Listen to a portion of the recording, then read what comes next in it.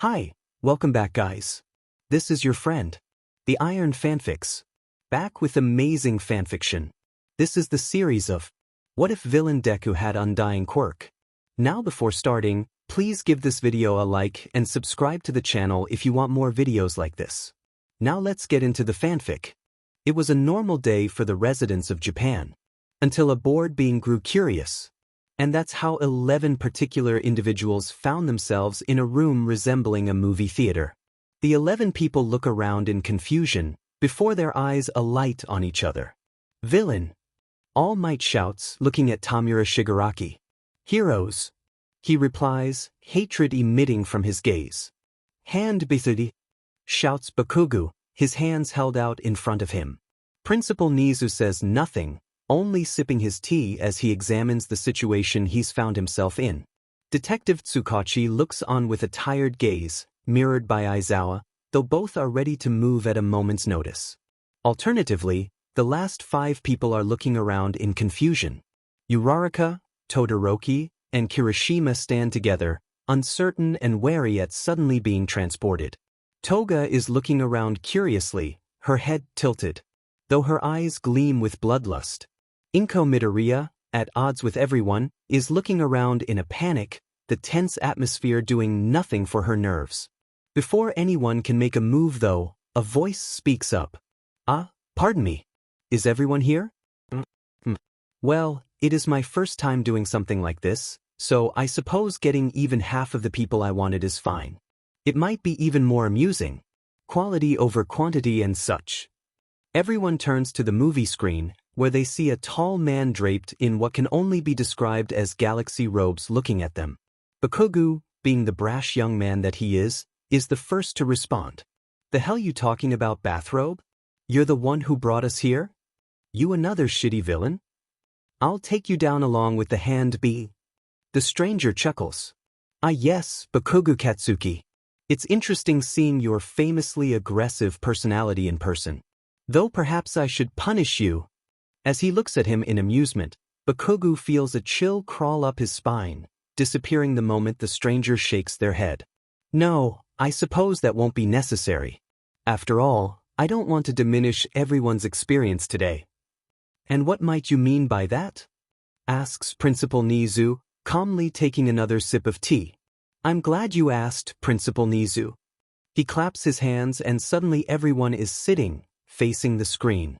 No matter how much they try, they can't get out, much to the consternation of Tamura and Aizawa, who are stuck next to each other. Meanwhile, Toga smiles brightly at Inko, who gives an uncertain and shaky smile back. The students are grouped together, as are the UA staff, with the detective at the front of everyone. Now, to assuage any worries, while you are here, time on your world will be frozen. Several people release relieved breaths at his reassurance. You also may be wondering where you are, why I've brought you here, and who I am. He waits for everyone to murmur or otherwise confirm his words, ignoring Bakugu's shouts of, die. It's not nearly as intimidating without his quirk to back it up. Well, to sum it up. He clears his throat.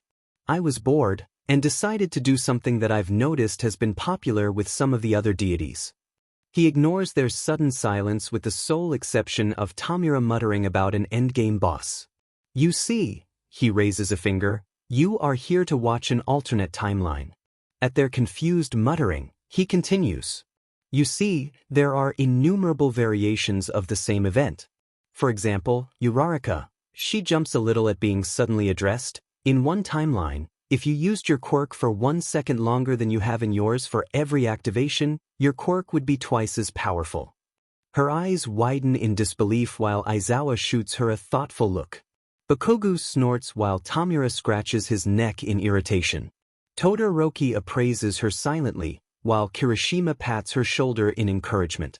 In another, he continues, looking at Toga, if your parents were more understanding, you would have had a fairly normal life. She stiffens up, her eyes turning cold as everyone turns to look at her. I don't know what you're talking about. I'm perfectly happy with how my life is going. She smiles, showing off her sharp teeth and sending shivers down the students' spines. Tamura looks at her curiously. This girl. Looks like she needs more points in the mind attribute. He smiles. That could be useful. Inko raises a trembling hand, and the stranger nods for her to speak. I'm not really sure why I'm here. All Might said that the man over there, she points at Tamura who bares his teeth at her, is a villain. And those kids over there are from my son's school. I'm not really sure about this girl's situation, but this seems like hero business. She trails off questioningly, and Takachi nods his head. She's right. Whatever you want us to see, I don't think we need civilians getting involved. Though we do appreciate you bringing the leader of the League of Villains to us. Tamura sneers at him, grasping the armrest then looking down in surprise that it's still there. The man chuckles. Well, you know how I mentioned that you'll be watching an alternate timeline? They nod. Well, the focus will be, he waves his hand at the screen dramatically as a picture of a young green-haired boy appears. Izuku Midoriya. There are gasps from those on the hero's side of the law and Inko, while Tamura narrows his eyes in irritation, recognizing the brat from his failed attack on the USJ, though in the picture he looks much younger. Toga beams at the photo, thinking about how cute the kid is. She's always had a soft spot for kids, which is why she never tried to drink their blood or make them bleed. She's got to wait until they grow up enough that she can have proper fun with them. Why is my son the focus? Inko asks, looking at the photo of her little boy, overcome with nostalgia for the time before they found out he was quirkless. Though she supposed that he was just a late bloomer, given that he managed to get into UA with his strength quirk. Well, you see, for your time PRD, barring outside interference from other deities, young Izuku is one of the most influential people. All Might's sharp inhale is lost among the sudden cacophony of noise. Bullshit. Bakugu's shout is the loudest, but the man simply ignores them all until they calm down. Despite what any of you would like to believe, that is the truth. No matter the path he chooses, he is a focal point for the future of Japan. What do you mean, no matter his path? All Might questions with a hint of concern. He looks at him with no emotion on his face. Well, whether he chooses the path of a hero or a villain, he will be involved in Japan's most important events. The room is engulfed in stunned silence, with those closest to Izuku being the most stunned. No way, dude, Kirishima snorts. Izuku would never be a villain. He's way too nice. Uraraka rapidly nods her head. Yeah. He's the sweetest guy any of us have ever met. The teachers and principal of UA say nothing, but their eyes are filled with doubt at the man's words. Tamura only looks on in curiosity, wondering what kind of villain the boy would be. The man shrugs. Believe what you like, but he has two paths unless he dies early. A great hero or a great villain. All Might looks at him defiantly. Young Midoriya would never choose to be a villain. The man shrugs. Well, I was planning to focus on a single timeline, but I suppose a few seconds of another one wouldn't hurt. With that, he snaps his fingers and the screen behind him lights up. Izuku, wearing a blood-stained suit, approaches All Might, the symbol of peace. He's holding up a building, trying to prevent its collapse. He can do nothing as the green-haired boy moves a steel pole through his chest, blood gushing out like a fountain. He collapses to his knees, the building quickly following suit. But there are no screams, for the people inside had long since evacuated. The boy mocks the hero for failing to notice, for wasting the last moments of his life trying to save people who were already gone. They speak, their words meant only for each other. Izuku's face twists as he sneers at the hero, pulling out the pipe which is wrapped in shadow. With it, he cuts off his right arm, and the part of the building he was still supporting collapses on him. He raises his weapon for one last strike, only to be hit by the flames of Endeavor, and retreats. Endeavor, Sir Night-Eye, and Lemillion surround the fallen symbol, while in the background a dark portal opens up, taking the green-haired villain away from the devastation. Everyone looks on in shock, their jaws hanging open. Even Tamura, who's wanted All Might dead for as long as he can remember, can't smile after witnessing the event. What happened? All Might asks, his throat dry. Nobody can blame him, after all, he just saw one of the most kind-hearted people he's ever known brutally murder him while surrounded by a burning and destroyed city. The man shrugs while looking at the crying Inko in pity. He went the path of a villain. The students are speechless, especially Bakugo, who's known the green eat the longest. He can't even fathom what could have made him turn out like that. Tsukachi raises a hand. As far as I can tell, most of the people here have something to do with the boy in question. But I only met him once, so why am I and this girl here? Well, she's also a major player in his life, so I wanted to see her reaction as well. Though I suppose she hasn't met him yet in your timeline, he waves the issue off. As for you, that's mainly in case anyone has any questions regarding similarities between your universe and the one you'll be watching. Keeping people honest, you know? He chuckles. Now, the man continues, not every timeline is like the one I showed, many of them are actually quite nice. But I'm unsure of the one we're going to watch. After all, I wouldn't want to have any risk of a spoiler. So, he grins, my name is Sochk, a deity of chaos. And it's time for the show to begin. My twin sister, Izumi, and I are watching one of our favorite videos online. It's the video of the #1 hero's debut. The one where All Might saved 100 people in 10 minutes. It ends with his signature smile and catchphrase, and the two of us shouted out with him. I am here. The two of us beam at each other, and Izumi easily uses her quirk to levitate our All Might action figures to us. We raise them as far as we can, and shout our goals to the roof. We will be the twin heroes of justice. Our power will make all the villains quake in fear. We shout our names for all to hear. Mido Kaneshsu. Green telekinesis. Midamito. Green might. Our voices overlap as we voice our team name. Mido Yum. Green dream. We laugh together, talking about what my quirk might be. It's got to be something impressive if it's taking longer to manifest than Izumi's. We're twins after all. As we're laughing together, Mom comes in, smiling at the two of us. She beams at the two of us as she claps to get our attention. Okay, you two, we need to go to the doctor to get your quirks appraised. Yeah. We leave the room in front of Mom, unaware of the worry in her gaze as she looks at her son. Once we're all in the car, I ask Mom where Dad is. Oh, he got caught up with work again, so he'll be coming home late again. She sighs. She knows how important her husband is, being the #1 hero and all, but it would be nice to have him home more often.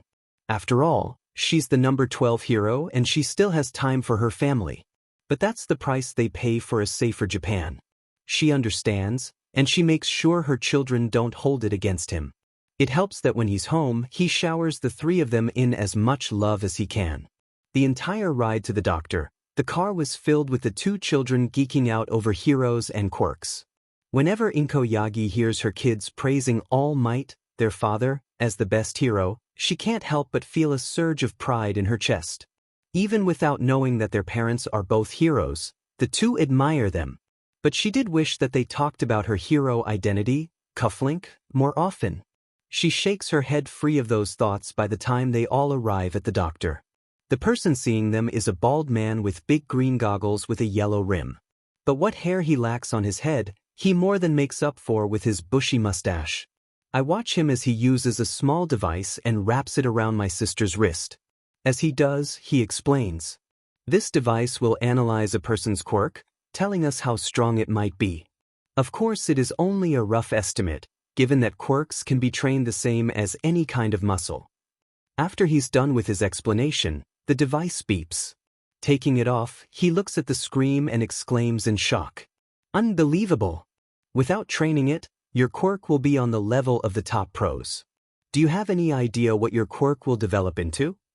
Suddenly shy, but proud at the praise, Izumi gives a confident nod.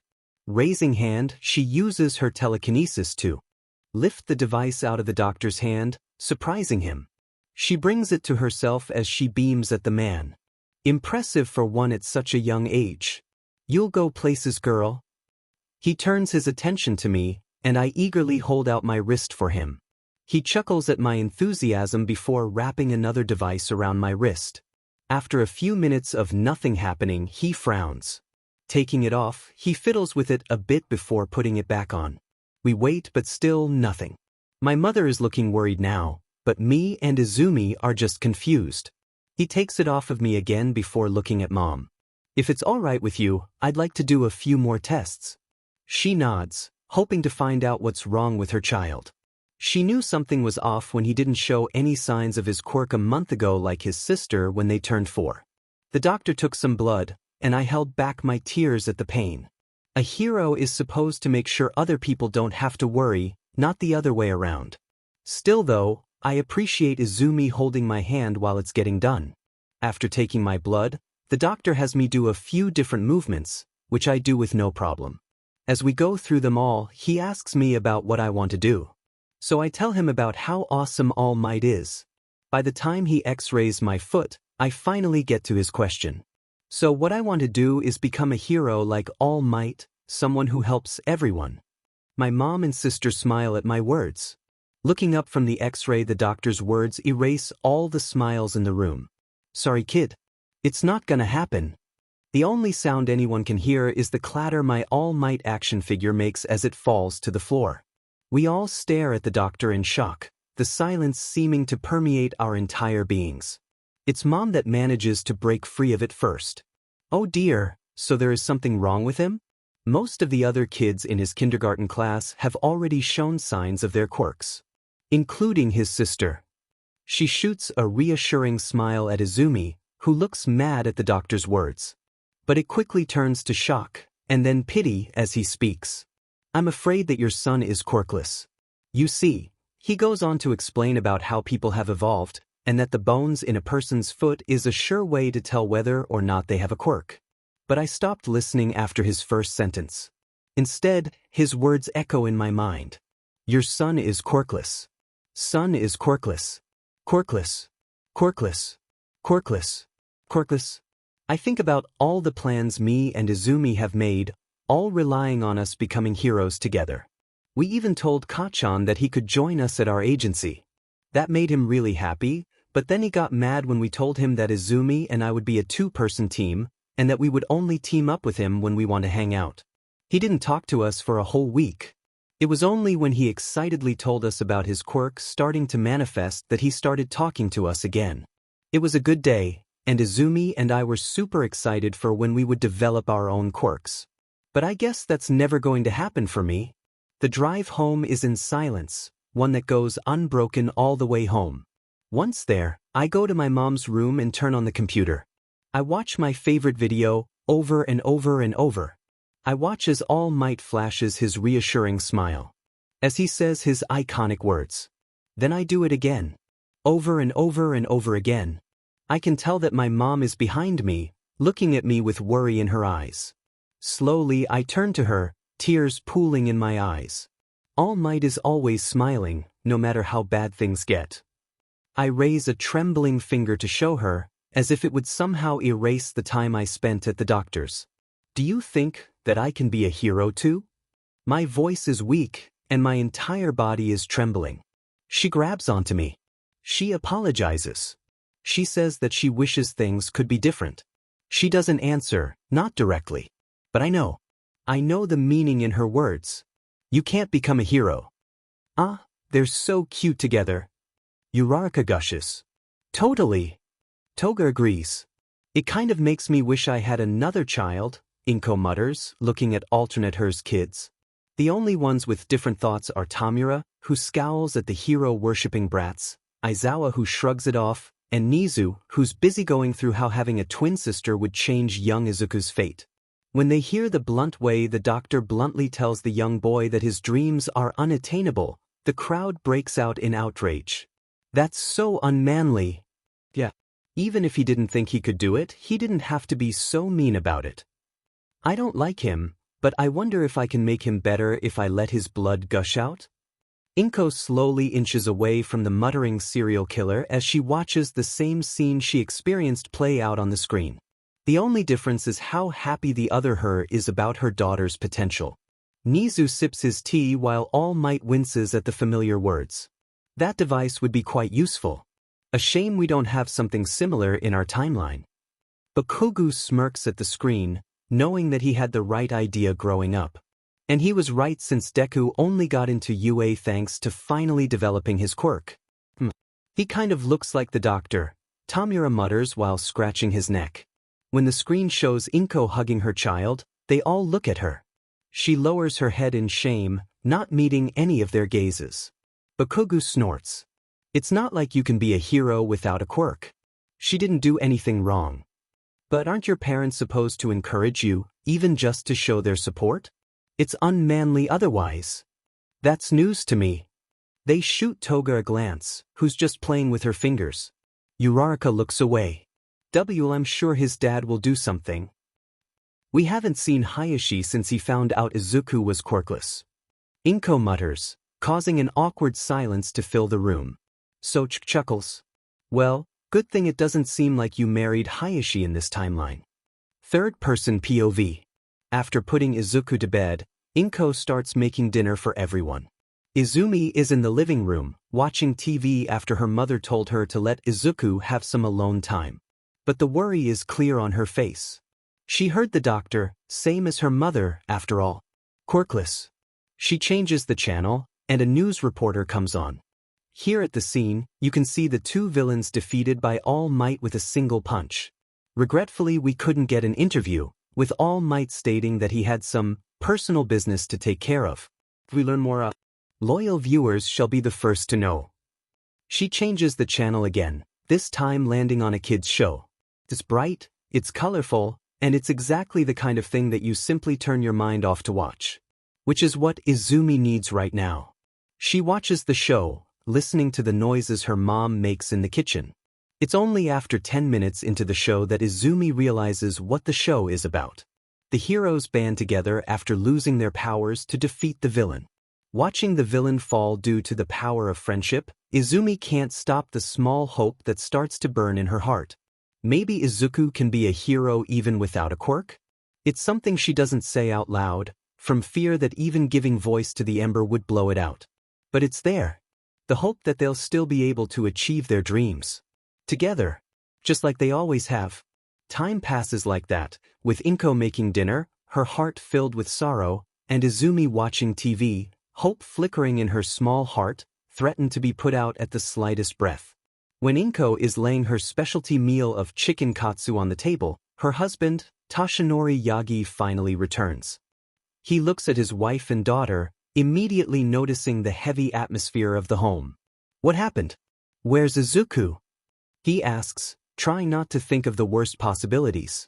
Seeing his obvious distress, and knowing what life as a hero is like, she quickly reassures him. He's okay, just sleeping. Breathing a sigh of relief, Toshinori Yagi looks at his wife, the question clear on his face. With a sigh of resignation, she speaks. We went to the doctor to get their quirks appraised, and Izuku doesn't have one. She doesn't beat around the bush, deciding to come out and say it as bluntly as possible. She doesn't even notice that she's crying until Toshinori is hugging her. Then she breaks down as the shock finally wears off. That her son, in a society that revolves around a person's quirk, is lacking. After letting her emotions out through her tears for 10 minutes, she looks up at her husband, surprised and a little angry at his lack of a reaction to the news. What the hell is wrong with you? Don't you care that our son isn't normal? She yells the last part, and both her husband and daughter flinch. Toshinori from the reminder of his past. Izumi from hearing that her brother isn't normal. She knew that, of course, but knowing it and hearing your mother yell it are two different things. The ember in her heart flickers and shrinks, somehow smaller than it was before. Had it been anyone else, the flame would never have come into being. But her desperation to hold on to her and her brother's dreams managed to ignite the spark. Now she must desperately try to maintain it. Toshinori shoots a glance at his daughter's wide eyes before leaning into his wife and whispering in her ear. I promise that I'll explain later, but for now we need to act normal. I don't want Izumi to worry. She glares at him as he clears his throat and speaks in an overly cheerful voice. So, what about Izumi? Did you get her quirk appraised as well? Glancing at her daughter, Inko's eyes soften before a mischievous gleam appears. We sure did. She yells with more authentic joy than Toshinori. The doctor said that her telekinesis is powerful. He said that when she grows into it, she could even beat All Might. At her words, Toshinori misses the chair he was about to sit in, landing hard on his butt. Izumi chuckles at the sight while also beaming at her mother's words. I'll be as strong as All Might? The All Might? That's amazing!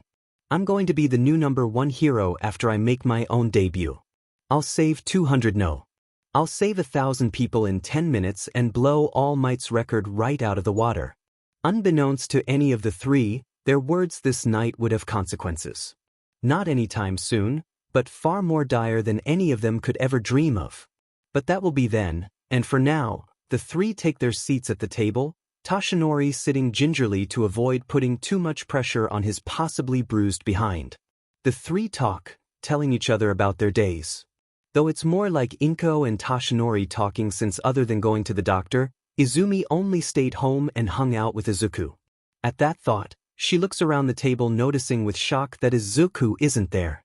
Then she remembers her mom's earlier words and comes to the conclusion that she wanted to let him sleep. She goes back to her meal with joy. After all, chicken katsu is her mom's best dish. After dinner, she sees her mom looking at the extra plate of food in confusion, so she decides to help her. She goes to the kitchen and opens the drawer she's seen her pull the saran wrap from. Getting it, she gets back to the table just in time to see her mom pick up the plate. Turning around, Inko is surprised to see her daughter carrying the box. Before she can scold her for grabbing things she isn't supposed to, Izumi speaks. Here you go, Mom, so you can wrap up Izuku's dinner for him. It was nice of you to let him sleep in. With a start, Inko realizes why there's still a full plate. She forgot to wake up her son.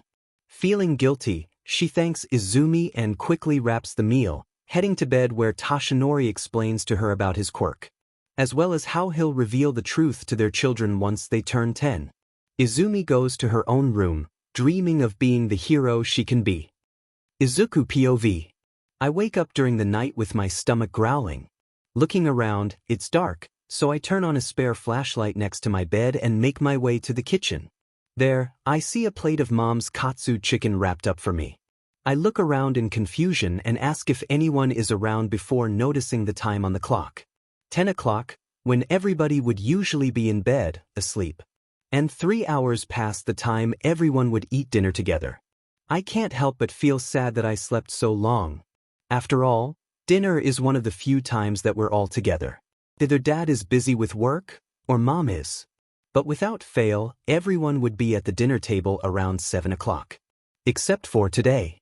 Given what we found out though, I guess I didn't want to wake up. I do appreciate that Mom left me a plate in case I woke up though. I just wish that I would have woken up when they came to get me. It's not like they forgot about me, right? When All Might sees himself walk into their house, he can't help but be confused. When he sees himself kissing Inko in greeting, his eyes bug out of his sockets. Nizu chokes on his tea, and Tsukachi gives him a sidelong glance. Aizawa manages to keep a straight face, but he does twitch. Everyone else just tilts their head, wondering why the guy looks kind of familiar. Oh yeah, Sochik says, you guys don't know. That's what All Might looks like in this timeline. Everyone looks at him in shock before turning to All Might, who scratches his cheek sheepishly with a finger. The silence is broken by Todoroki of all people, who has yet to say anything, shouting. I knew Midoriya was All Might's secret love child. All Might and Inko look at the proud-looking boy in shock before making eye contact with each other. They both blush and look away. Tamura grins. So All Might can look like that as well. I'll have to tell Sensei about it. This is going to be a treasure trove of tips on taking down the final boss. Everyone is shocked when Inko apparently forgets about her son, only being reminded when her daughter brings her the wrap for his food. I would never forget about my child. She shouts in shock. Little Izumi is so sweet, making sure that Izuku will still get his dinner. Uraraka gushes. Dad? Izumi? Everyone quiets down again when they see little Izuku come out. He looks at the food on the table and gets a downcast expression. I didn't get to see Dad today. All Might winces as nearly every person in the theater shoots a glare his way. He raises his hands placatingly. And now hold on. I would never neglect someone like that. Tamura snorts, muttering about how all heroes are the same. Izumi POV. The next day, after a plain breakfast of rice and eggs, Mom drops me and Izuku off at our kindergarten class. Izuku still isn't over what the doctor told them yesterday, so he decides to draw by himself during their break. Bakugo gives him a curious look, but he ignores it, so he comes to hang out with me. Hey, what's up with Izuku? Did something happen at the doctor yesterday? I wince at his question before sending Izuku a look. Seeing that he's out of earshot, I respond. Yeah. Apparently, Izuku is quirkless. He gasps, sending a wide-eyed look of surprise towards one of his best friends. But our plans? We were all going to be heroes together. Seeing his downcast expression, I get an apprehensive look. What if we still can? My flame grows a bit brighter, though the size remains the same. Katsuki gives me a shocked look. Are you kidding? He won't be able to be a hero without a quirk. It dims, shrinking a bit on itself. Have you not seen some of the villains out there? Look at some of the fights heroes and villains have and tell me if a quirkless person would be able to survive one of them, much less win. I look down, my flame reduced to embers, but not yet put out. I gulp. He could still be support. Or maybe work as our manager. My voice is hesitant, as if afraid that Katsuki will be angry at me for voicing the remains of my hope. He gets a thoughtful look on his face as he stares at Izuku. Yeah, that could work. His eyes gleam.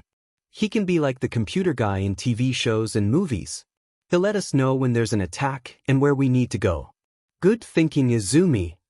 I smile at the praise, a warm feeling flowing through my chest. We can still be together. We can still start an agency together. Even if Izuku isn't a hero like us, we can still achieve our dreams together. I can't believe that I thought that before. A few weeks after my brother was diagnosed as quirkless, I find him writing something down in a notebook as he watches a hero fight on TV. He seems really focused on it. I wonder what he's writing about? Hey Izuku.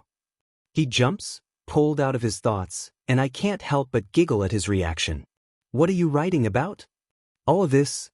He holds it up so I can see the title. Hero Analysis for the Future. I tilt my head in confusion, not sure what it's supposed to be. He seems kind of hesitant to tell me too. I thought that I should study how people's quirks work. If I'm going to be a hero without a quirk, then I'll need to know a lot about how they work. I blink at him, failing to process what he said. Be a hero? But he can't, he's quirkless. He'd die the first time he fought a villain. I don't say that out loud though, instead giving him a tense smile. Oh, okay. I go to my room, my mind in turmoil about what he said. What about our new plans? You're going to support me and Bakugo when we become heroes. You can't fight someone who can just open a hole in the ground underneath you. Next time I see Katsuki, I'll need to tell him about what Izuku said. What? He still wants to be a hero? Even without a quirk? The next time we can talk to each other is the next day at school, and Katsuki's reaction is as loud as I thought it would be. After he got his quirk, he's been getting more excitable. He's also been playing around with the sparks that come off his hand, much to the dismay of the teacher. He's started 2 fires in class since he got it, but the principal just laughs it off, saying that someone with such an amazing quirk needs to practice. It made the teacher exasperated, but she didn't complain to him again. Instead, she got a fire extinguisher and left it next to her desk in case something catches on fire again. And seeing how Katsuki's hands are sparking so much from his anger, I guess that she'll be needing it today. He can't be a hero without a quirk. He'll die. I know, but what are we supposed to do? I thought that he gave up on being a hero since he hasn't mentioned it since he was diagnosed. He gets a thoughtful look on his face as he looks at where Izuku is drawing. He's been doing that a lot lately. After the other kids found out that he was quirkless, they started to ignore him. Seeming to get an idea after seeing him, Katsuki looks back at me in excitement. I know. We'll ignore him until he gives up. Then he'll see that he should be supporting us instead of doing something so dangerous. I don't think that will work, and I tell him that. But by the time the break ends, he's convinced me that it's a good idea. I just hope that I don't regret going along with it. I turned 5 today, so Mom and Dad are taking me to Universal Studios Japan. They both managed to get the day off, and I've never been to the USJ before. It's really fun. We go on all kinds of rides, we see some shows, and we eat all kinds of yummy food. But there's this nagging feeling eating into my stomach that I can't seem to get rid of. When we get home late at night, tired from the exciting day, I finally realize what that feeling was. Izuku is curled up on the couch, tear tracks smeared across his sleeping face. We left behind Izuku. My parents exchange horrified looks before rushing to the kitchen. I hear sighs of relief as they realize that Izuku managed to make himself some food while they were gone. They come back with guilty faces as they look at him. They start whispering to each other as I stare at my brother, who's hugging a watermarked notebook. Hero analysis for the future number 2. I'll take him next week. It can be like a father-son bonding thing. Don't forget. Don't worry, I'll set a reminder the day before. Seeming to have finished their whispered conversation, Dad picks Izuku up and takes him to his room, not noticing the notebook that falls from his arms. I pick it up and follow, putting it on his desk before leaving for bed with guilt gnawing my stomach. Katsuki hit Izuku. The 3 of us and 2 of Katsuki's friends were walking on a log bridge, marching to a tune he made up for our future agency, when he tripped and fell in the stream. Of course, since it was Katsuki who fell in, none of us were worried. After all, he and I are going to be pros.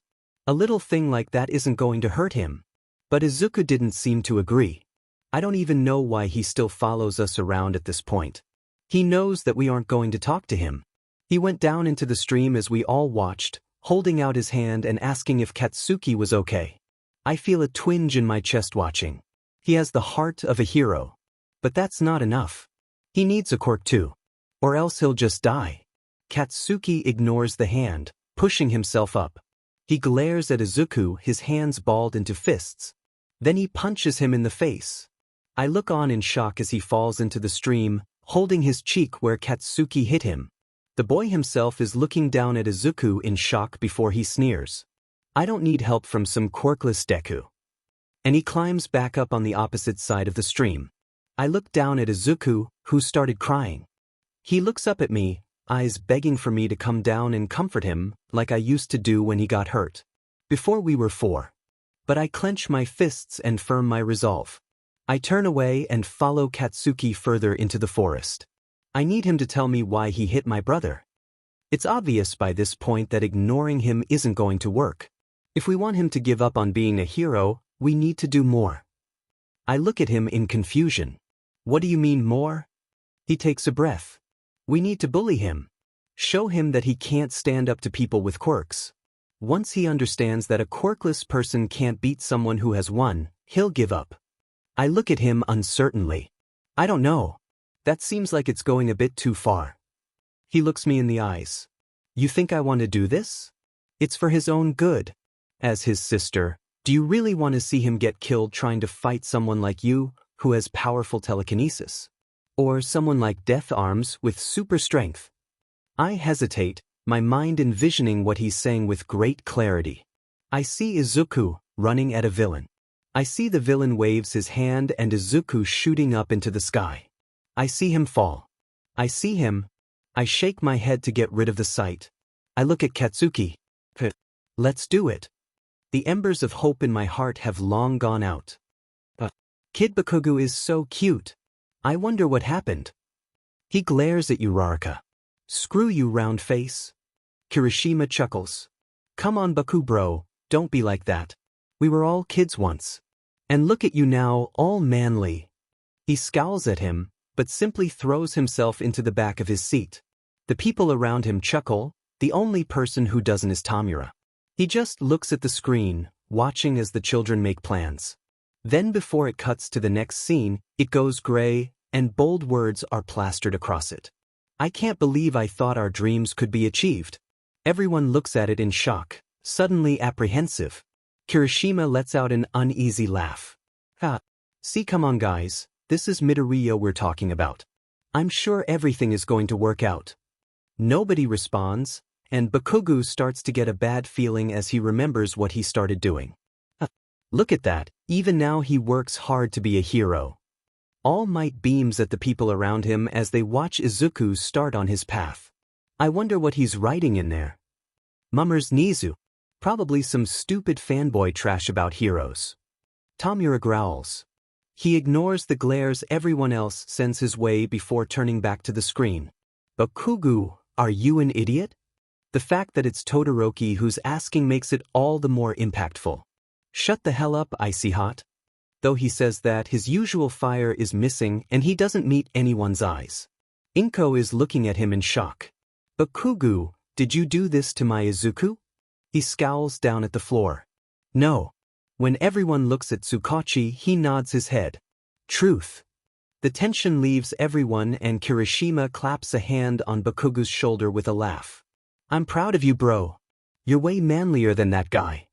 He jerks a thumb at the screen as a montage of Izuku following his sister and friend plays, all the while they pretend that he isn't even there. An uncomfortable look crosses his face, unnoticed by all except Tamura. He hums in thought and Tsukachi looks at him with a raised eyebrow. Just keep watching. I have a feeling that kid is about to get put on a harder difficulty. He refuses to answer their questioning looks, so they sit back and watch. They watch as Izumi has a fun day at the amusement park, smiling at her joy. They listen to Inko demanding that Sochik let her punch the other her in the face for forgetting her child, backed up by All Might wanting to do the same to himself. All the while Tamura hums, waiting for what he knows is going to occur. They gasp in shock as Kid Bakugu punches Kid Izuku and storms off. They shout at the two kids to think about what they're doing as they agree to bully the boy. Tamura smirks as he looks to the, for once, silent explosion boy. So, Mr. Hero-to-be, is this more in line with what you did to your Midoriya? Everyone is silent as they look at him. Kirishima with worry, Inko in horror, Uraraka in anger, All Might in shock, Todoroki in judgment, Nizu in consideration, Aizawa with dawning understanding and Toga in disgust. His answer is quiet, barely heard by the people around him. But it's enough for Tsukachi. Truth. Izuku POV. It's been a few years since Mom and Dad have started ignoring me, and Izumi and Kaken have started bullying me. After the first time Kaken hit me, they started insulting me, mocking me, telling me that I don't have what it takes to be a hero. Then they started to get physical. At first they just pushed me around, tripped me, stuff like that. But then they asked if I still wanted to be a hero, and I said yes. Then they started hitting me. They didn't use their quirks, thankfully. Instead they just hit and kicked me, covering me in bruises. But they aren't dumb, they made sure that they only beat me where my clothes cover. I'm sitting in class as usual, when the teacher says she has a special announcement. Today we have a transfer student. Please make sure that you make her feel welcome.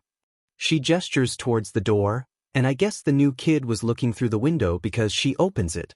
She has a heterochromatic appearance, with the left side of her shoulder-length hair being red and the right a pure white. Her eyes are different colors too.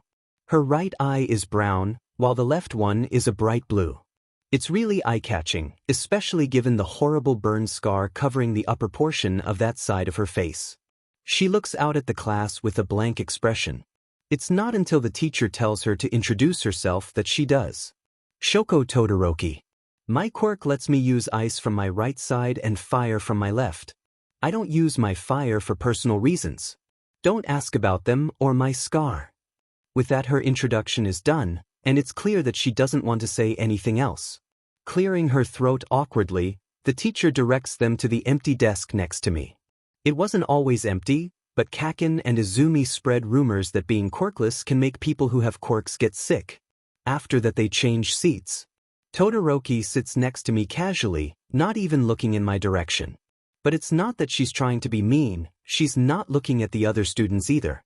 I can't help but feel a flash of relief that she's not being mean to me, only to become depressed since I know that she'll act like everyone else once she knows that I'm quirkless.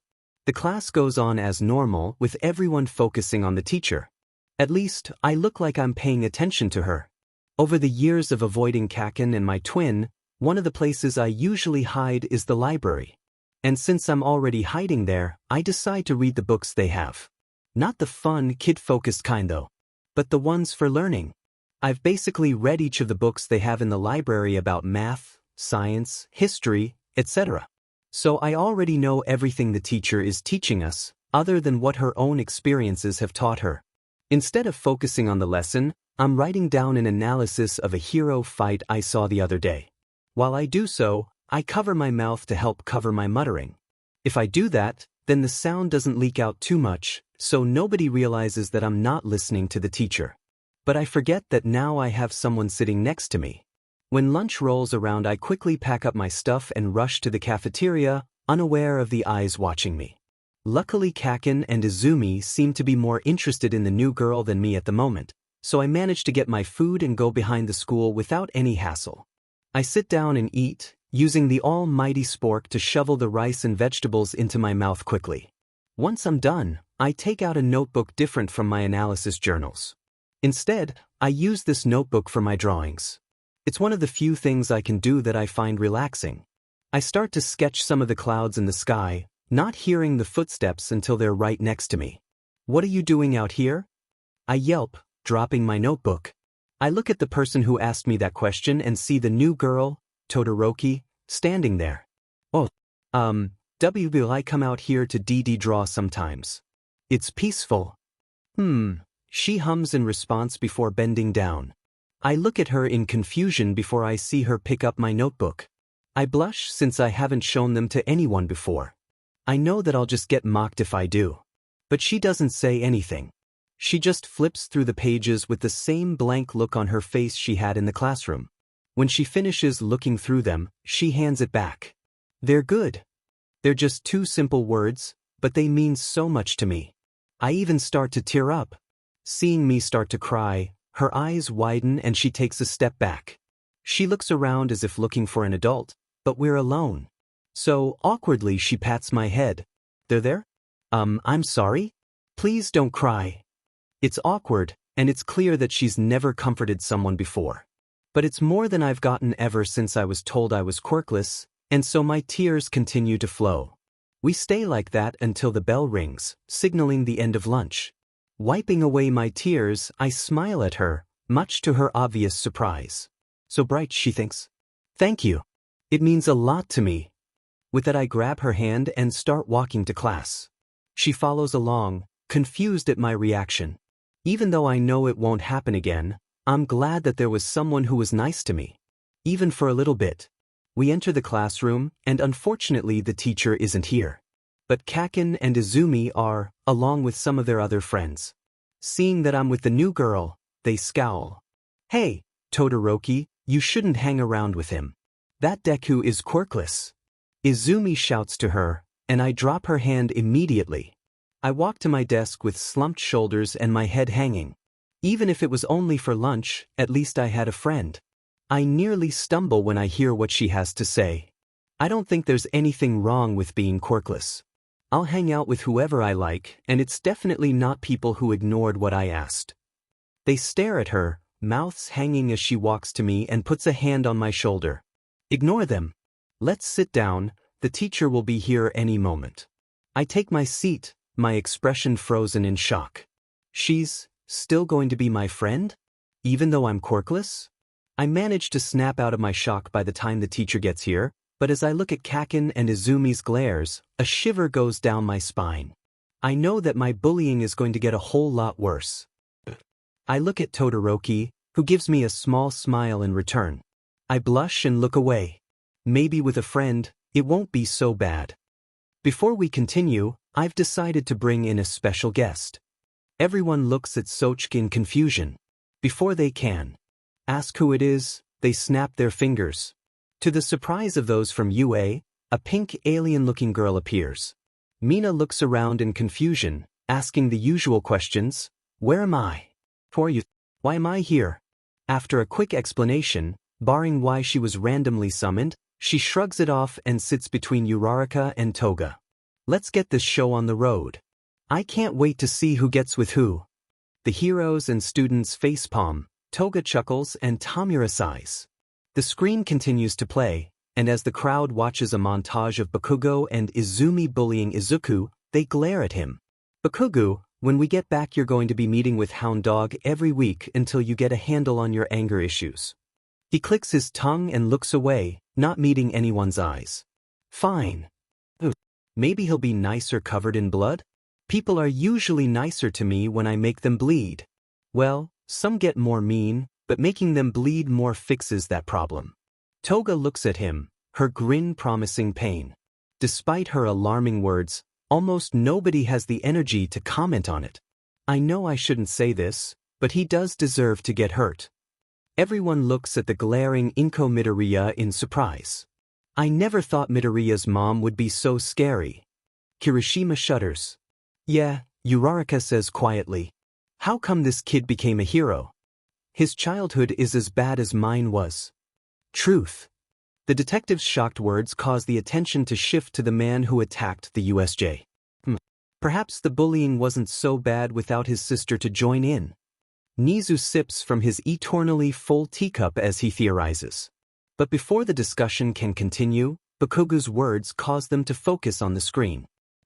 We never got a transfer student.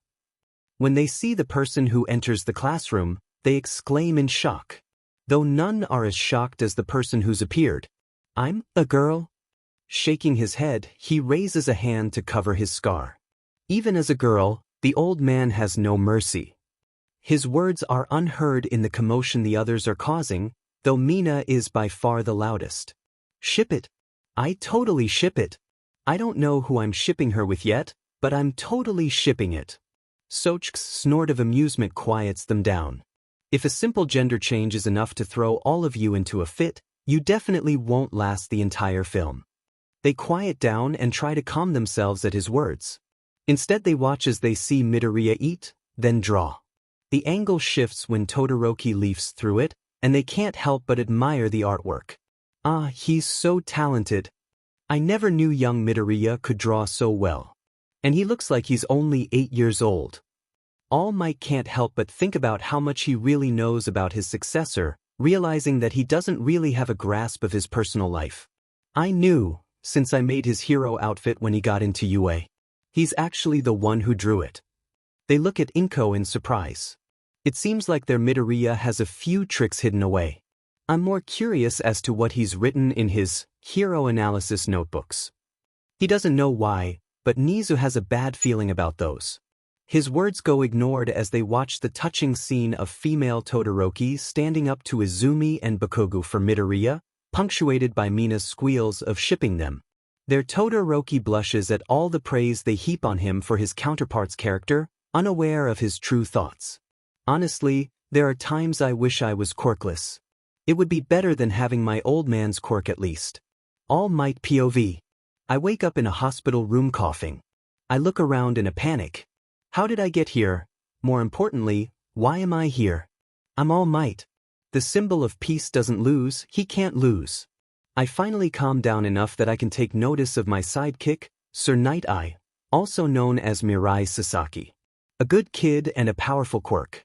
He can look into the future of someone he touches for. I think it was an hour? Useful in a fight, or when trying to find out a villain's plan, though being limited to once a day does mean that he needs to be more careful than most heroes. Seeing me try to sit up, he scrambles to his feet. All Might. Stay down. You're seriously injured. I blink at him blankly. Injured? What are you talking about? As the symbol of peace, I can't be injured. That's what reassures the population as well as strikes fear into villains. He gets an uncomfortable look on his face, and I'm about to ask him what's wrong when I start coughing again, covering my mouth with my hand. Did I get sick or something? I hope I didn't collapse in front of the kids. I wouldn't want them to worry. Now that my coughing fit has passed, I can question my sidekick more thoroughly. But when I pull my hand away, I see it covered in a red liquid. I stare at it for a moment, uncomprehending. It's not until my teacher, Gran Torino, enters the room that I realize what it is. And I start shaking. I'm injured. How? It's been so long that I've forgotten what it's felt like. Inori. Tashinori. I'm pulled from my thoughts by my teacher's words. Seeing that he's gotten my attention, he continues. What's the last thing you remember? My brows furrow, and I realize that I'm in neither my buff form nor my skinny form, but something in between. Another thing that hasn't happened before. But that can wait, for now I need to work things out. Well, I was patrolling the city when I heard a scream. I approached and saved a young woman from a villain. After the police came, I took my leave. I was on the edge of the city when I felt something hit me. I trail off as my memories start to piece themselves back together. My eyes widen in terror. All for one. I was attacked by All for One. One for All flares up, reacting to my emotions. I'm filled with the feeling of power, but there's something else now as well. I'm filled with intense pain and I cough up more blood. One for All starts to recede, and most of the pain goes with it. What happened? I groan out. Teacher sighs as the sound of rapid tapping comes from the hallway. I'll let Chio explain your injuries. The door slams open, and there stands Recovery Girl. I can't help but let out a sigh of relief. No matter what type of injury a person has, she's able to fix it. I'm sure I'll be back up on my feet in no time. I stare at her in open-mouthed horror. See, can you say that again? I must have misheard you. She sighs. Your stomach is basically destroyed, and you've lost half of your respiratory system. I'm sorry to say, but you can't continue as All Might. Yagi. I'm shocked into silence, broken quickly by my teacher and sidekick speaking up. You don't have to worry, Toshinori. You've done your duty as All Might. You managed to defeat All for One.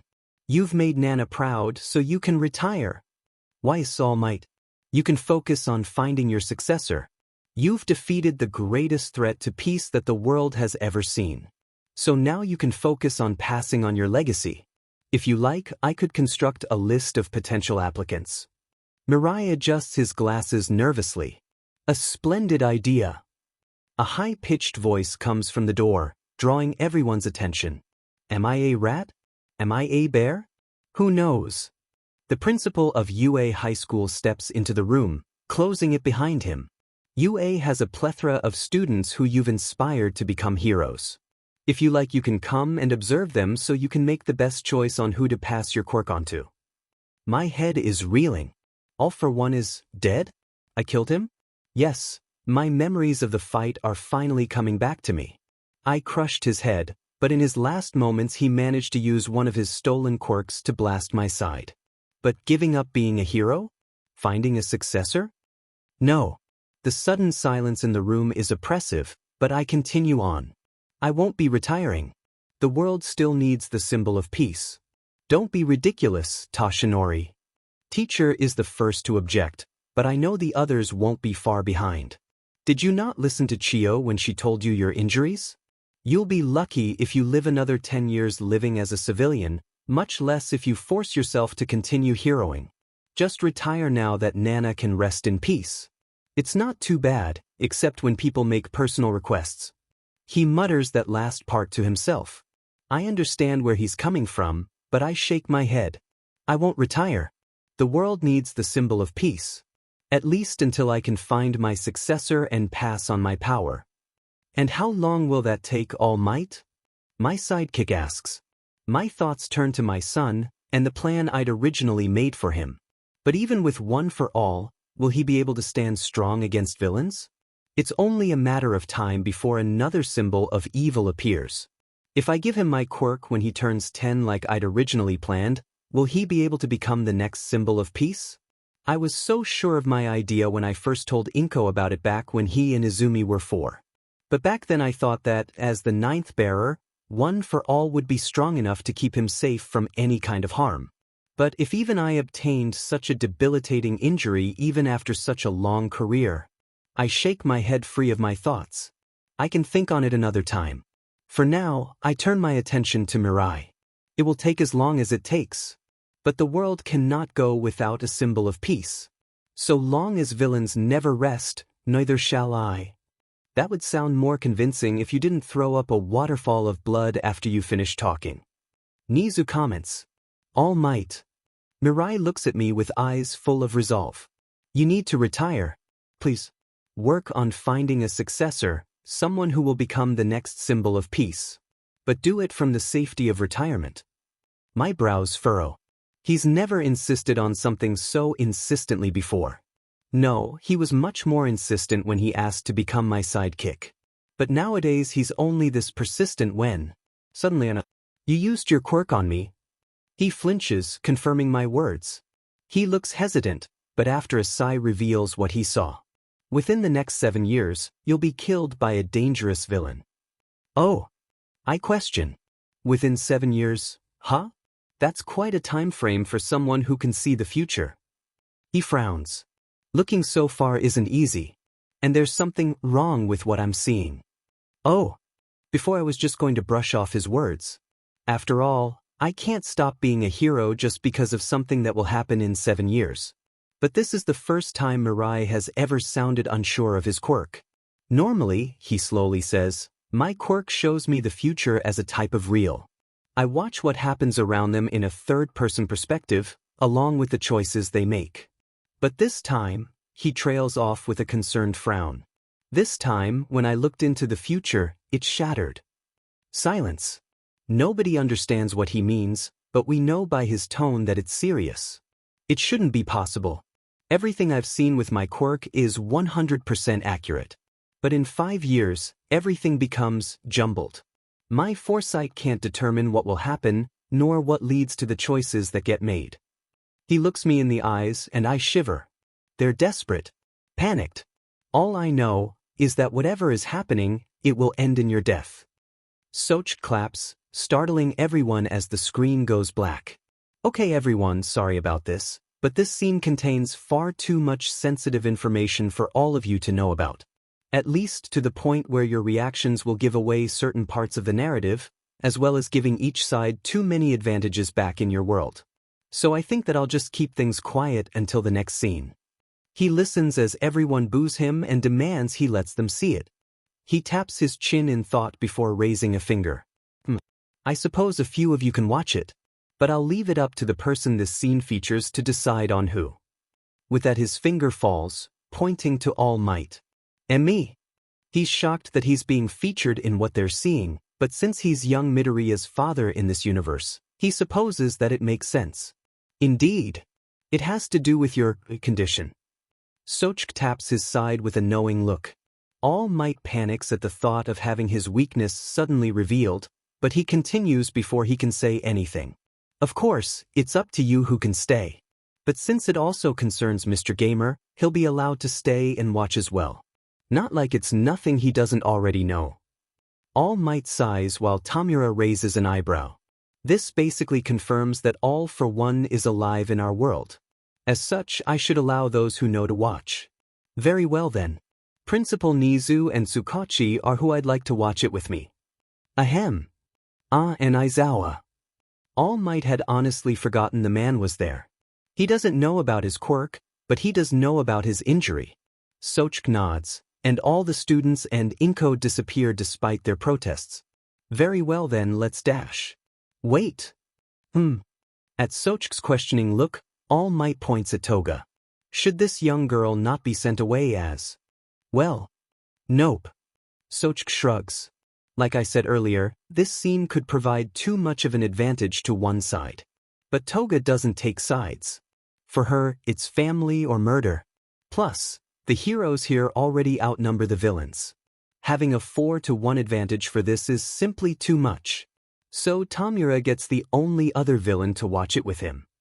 At his words the two exchange glances, Toga with an excited squeal and Tamura with a tired sigh.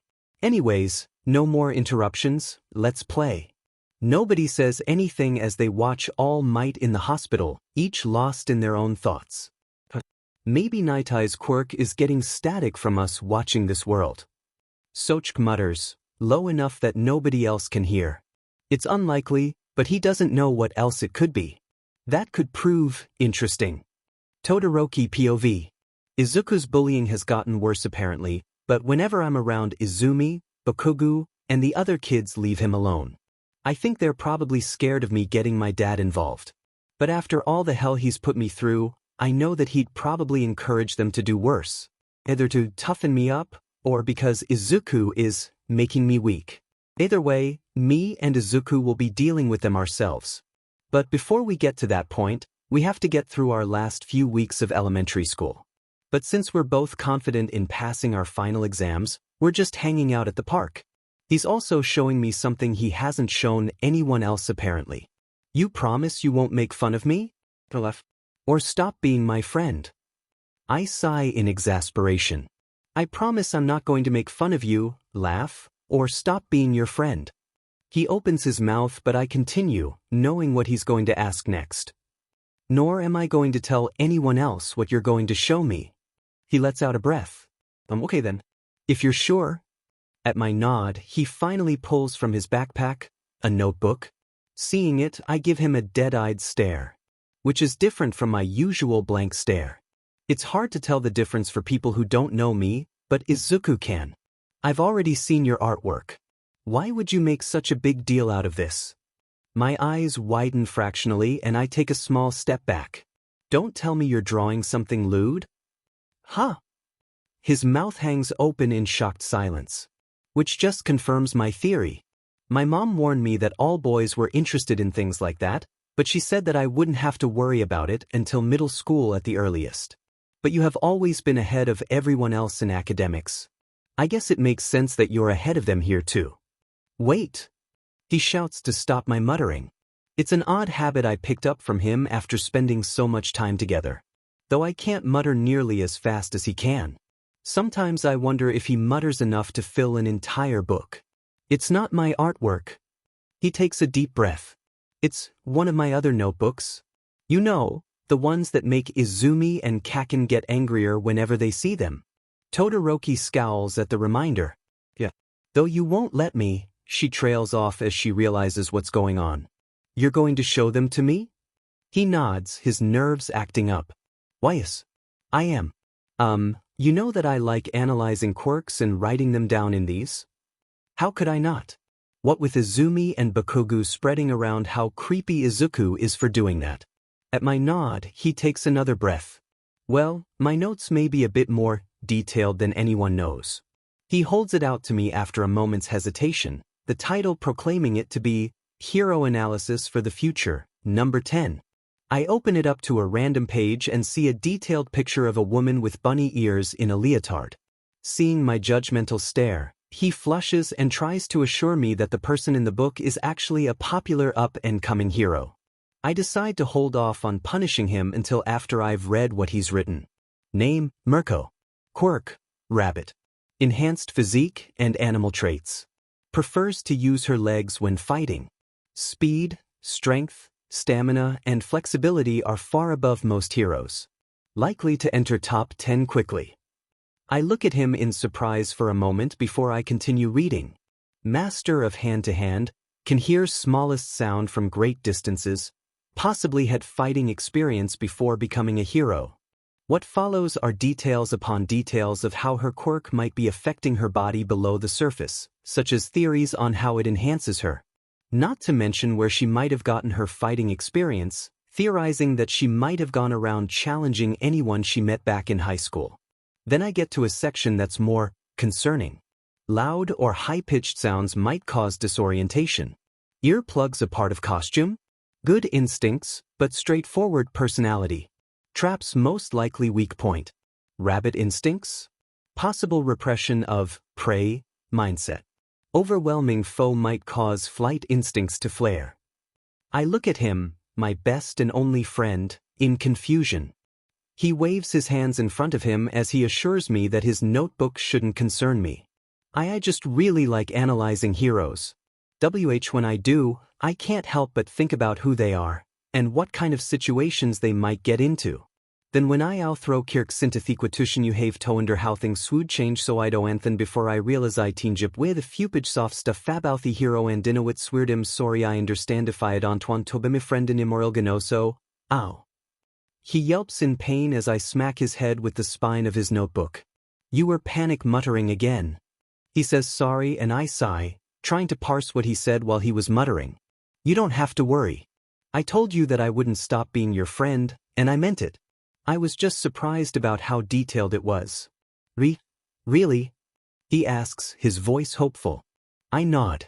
The notes are really good, not to mention the part where you made notes on how the hero could improve themselves, even if it was only them adding more protections to their hero outfit.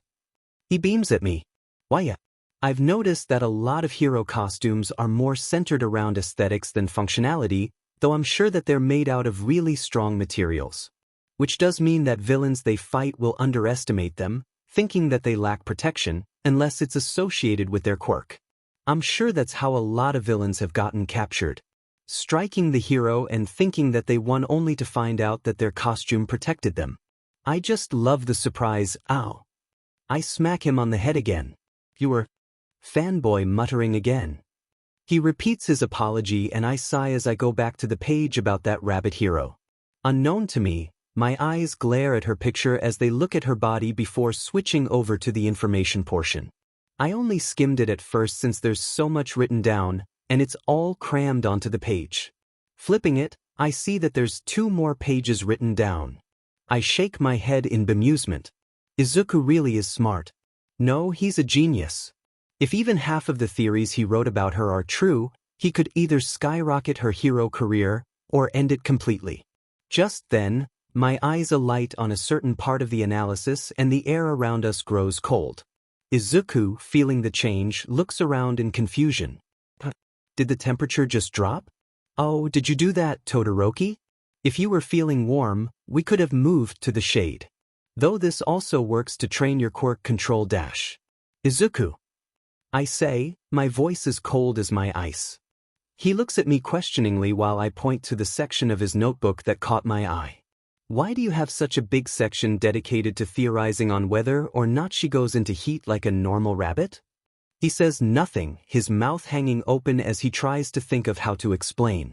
His punishment for being a pervert is brutal. Nothing really going on with this scene. Just Midoriya showering Todoroki with his passionate words. Hey! Sochik's phrasing is not taken well by certain members of the audience. Most notably Uraraka in jealousy, and Todoroki in embarrassment. However, don't go sinking the ship. They're adorable together. Set sail on the Todoriya Express. Wait, his last name is Yagi here. Shoku? Izuku? Yagoroki? Todoreiji? Shut the hell up, raccoon eyes. Bakugu, tired of their noise, decides to shout back. This is a rather troubling discovery. Nizu mutters. When we get back, remind me to talk to Midoriya about his notebooks. It would be quite dangerous for them to fall into the hands of any villains. Detective Tsukachi is in agreement. Aizawa nods, impressed by his student's analytical abilities. He knew about his notebooks, of course, but he never realized just how detailed they are. I wonder what he's written about me? He is the only one who realized who I was during the test on the first day. All Might is bursting with pride at his successor's obvious genius. I should set up some exercises for him to do that will train his brain, as well as his muscles. Though maybe I should do that for myself as well. Tamura is wondering if he should try to recruit the kid to the league. Even though he doesn't like him, he can get over it if he gets someone so helpful on his side. Or he can just kidnap him. Either way works. He thinks as he looks at Mother Midoriya. The mother in question is gushing about how the 2 children on screen are so adorable together, along with Toga and Mina. She's gotten used to the way the girl talks about blood, so now she just ignores it while they talk. After all, other than that, she seems like a nice girl. Everyone chuckles when Kid Todoroki gets mad at Midoriya for writing his theories about Mirko having a heat, while Nizu is mentally stunned. How on earth has he figured that out? It's a well-kept secret, not nearly as much as All Might's, but still not easy to discover. If it was released to the public, trust in heroes would fall quite far, and her own reputation might not be recoverable. I'm very happy that Midoriya decided to become a hero. Mom, Dad, and Izumi are planning to throw a big party for her 12th birthday, but for me, Todoroki and I are going out for ice cream. I mean, I would prefer it if we could all celebrate together, but I would just bring the mood down. Though I'm sure Izumi and her friends would enjoy beating me up. But Todoroki says I shouldn't think like that, which is why we're enjoying ourselves outside the ice cream store. I decided to get my favorite, cinnamon, while Todoroki gets a mix of strawberry and vanilla, causing me to giggle at how it matches her hair. We talk about random stuff, school, the people passing by, heroes, and quirks. Eventually, I pose the question I've been wondering about for a while now. Todoroki, why do you come to school hurt sometimes? She freezes with a scoop of ice cream halfway to her lips. I know it's not often, and that you work to hide it, but we've known each other long enough that I can tell. I rub my stomach where Kaken hit me with an explosion last time Todoroki wasn't around. If you don't want to talk about it, it's fine. But I know what it's like to be hurt by the people you care about, so you don't have to be afraid of sharing. I smile at her. Because I am here. She lowers her ice cream back to her cup and stares down into it. She's silent, but I don't interrupt. It's her decision, and I'll respect whatever she decides. That's what friends do. Minutes pass as her ice cream slowly melts. Given how rarely I can enjoy stuff like this, I make sure to eat mine before that happens. Just because I'm here for her doesn't mean that my ice cream should be forced to suffer. Eventually, though, she speaks. My father is the number 2 hero in Endeavor. I'm not surprised since I know Endeavor's name is Enji Todoroki. It's on the hero website after all. But I still make sure to listen carefully to her. He's obsessed with surpassing all might and becoming the number 1 hero. At one point, he decided that there's strength in numbers. She looks at me. Tell me, have you ever heard of quirk marriages? I think for a minute, trying to see if I know. Something nags at me, but it's just out of reach. Shaking my head, she explains. A quirk marriage is when 2 people marry in the hopes that their child develops a more powerful quirk combination. That's the kind of marriage my parents had, though my mom was forced into it by her family to build connections with my father.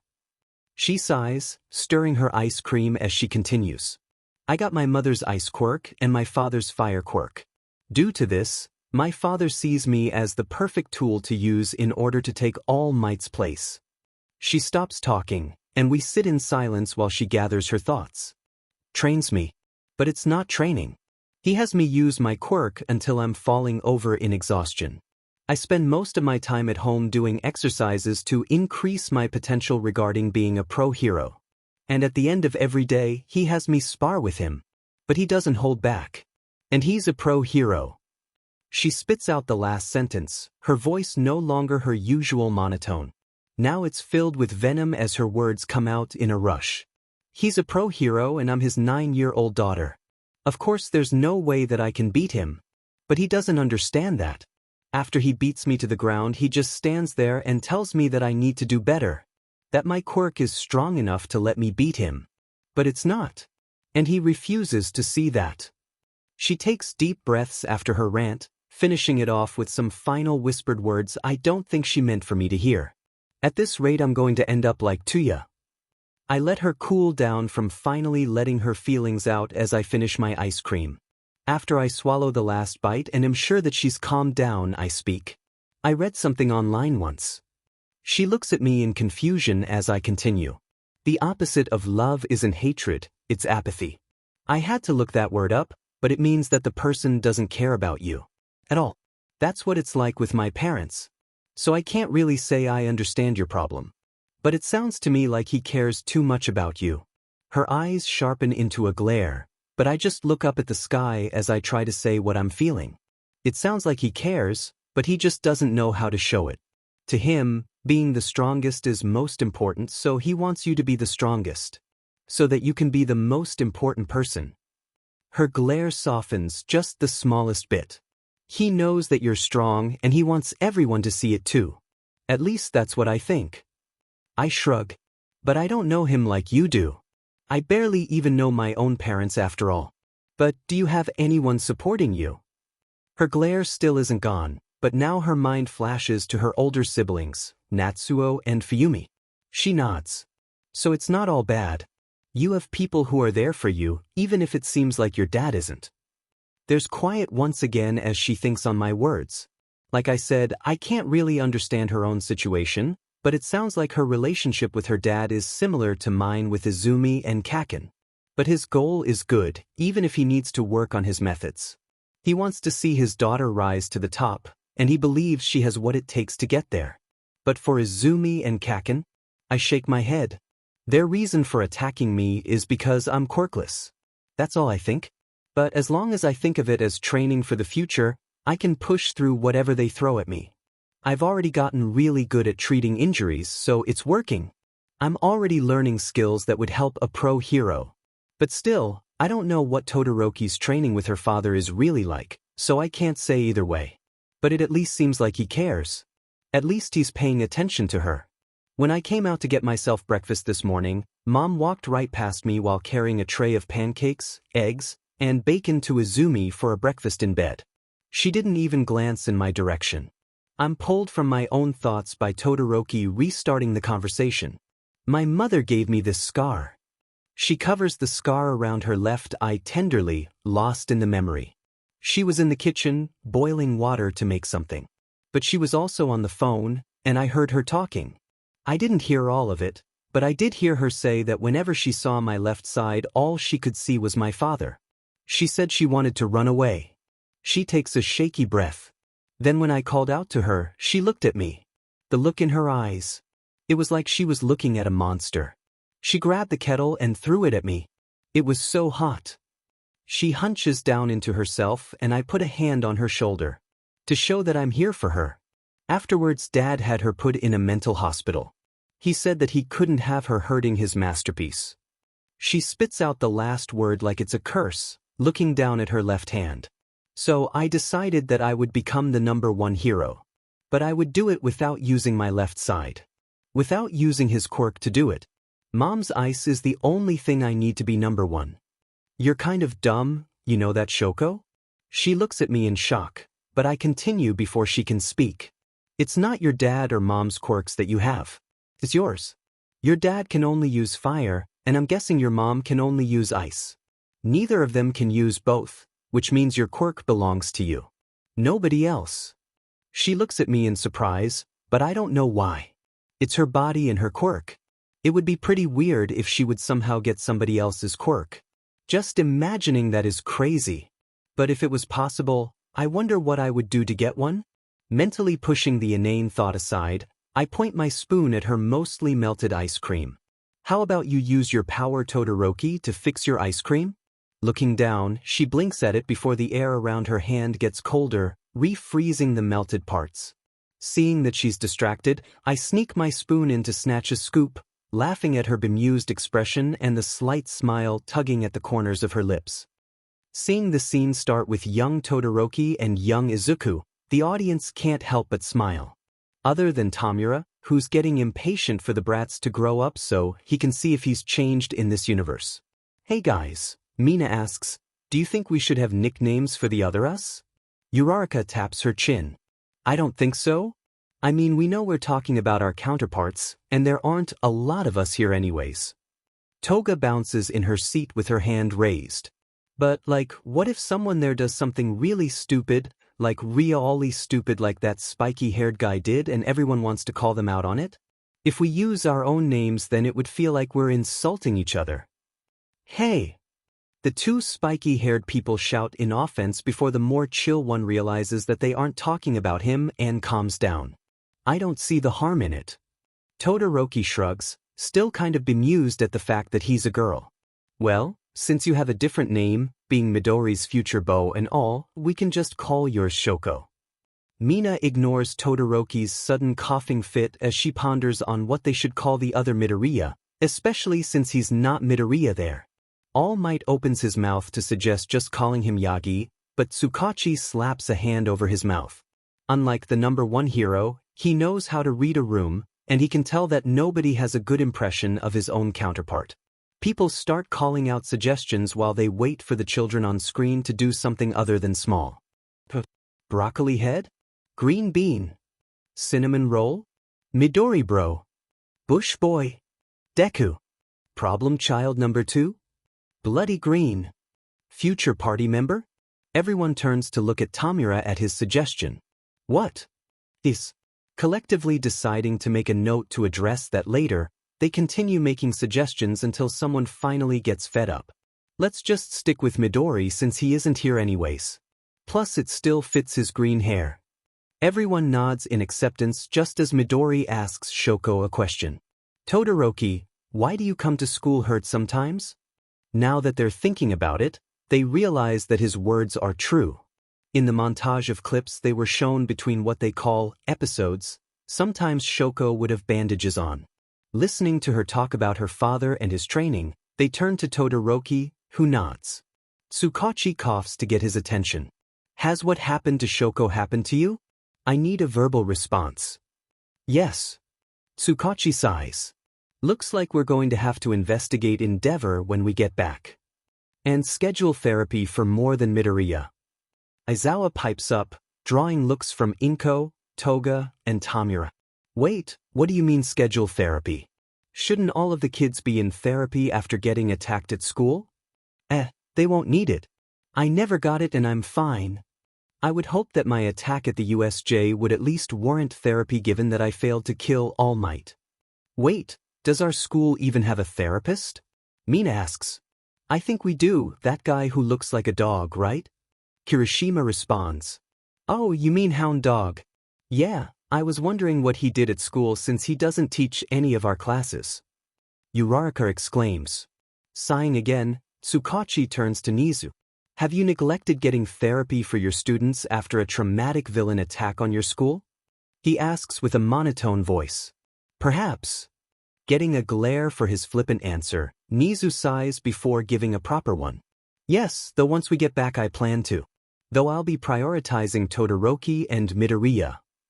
While the adults have been revealing the neglect on their part, Todoroki is considering Midori's words. He cares too much? And it's my power. Looking down at his own left hand, he clenches it, deep in thought. Teacher, another school year is coming to an end.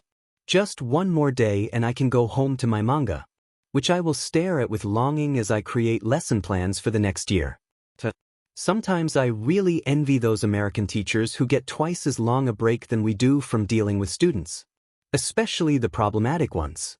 Standing at the door to my classroom, I adjust my glasses with one last sigh before walking in. Good morning, class. Good morning, Ms. Mino. I smile at the usual greeting. I know that they don't like it since it gives them the feeling of being in primary school again, but it makes me happy to be greeted every time I come in. Taking attendance, I frown when I see that Todoroki isn't here. This isn't something that happens often, but when it does she always comes back with bandages. I've asked her about it, but she just tells me that it's family business and that it doesn't concern me. I went to the principal about it a few times, but he simply told me not to look into it since it concerns the family of the number 2 pro hero, Endeavor. Actually, he did more than that and told me that if I tried to look into it, I would be fired. Sometimes I hate this school. Continuing to take roll, my eyes land on a lowered head of bushy green hair. Izuku Yagi, a friend of Todoroki. Actually, he might be her only friend. I never see her talk much to the other people in the class. Well, she doesn't talk much at all, but that's beside the point. Anyways, he's another kid I've been forbidden from helping. Or as the principal puts it, launching an unlicensed investigation into the students' personal lives. Irritating swine. Literally, since he has a mutant quirk that makes him a pig. It's not mild either, he's fat, pink, and has a pig snout. I've gotten sidetracked again. The kid is bullied. A lot.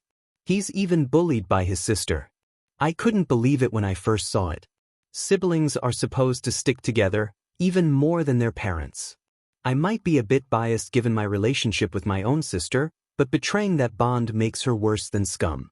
She and Bakugu, the most problematic student I have, are the kid's main bullies. He's always hurt, no matter what day it is, whether it's bruises or burns. It also doesn't help that he's obviously malnourished. When compared to anyone else in the class, it's clear to see that he's not eating enough. I know it's not because his family lacks money, his sister's condition is proof of that. Flawless skin, a full figure for her age, and smooth and vibrant hair.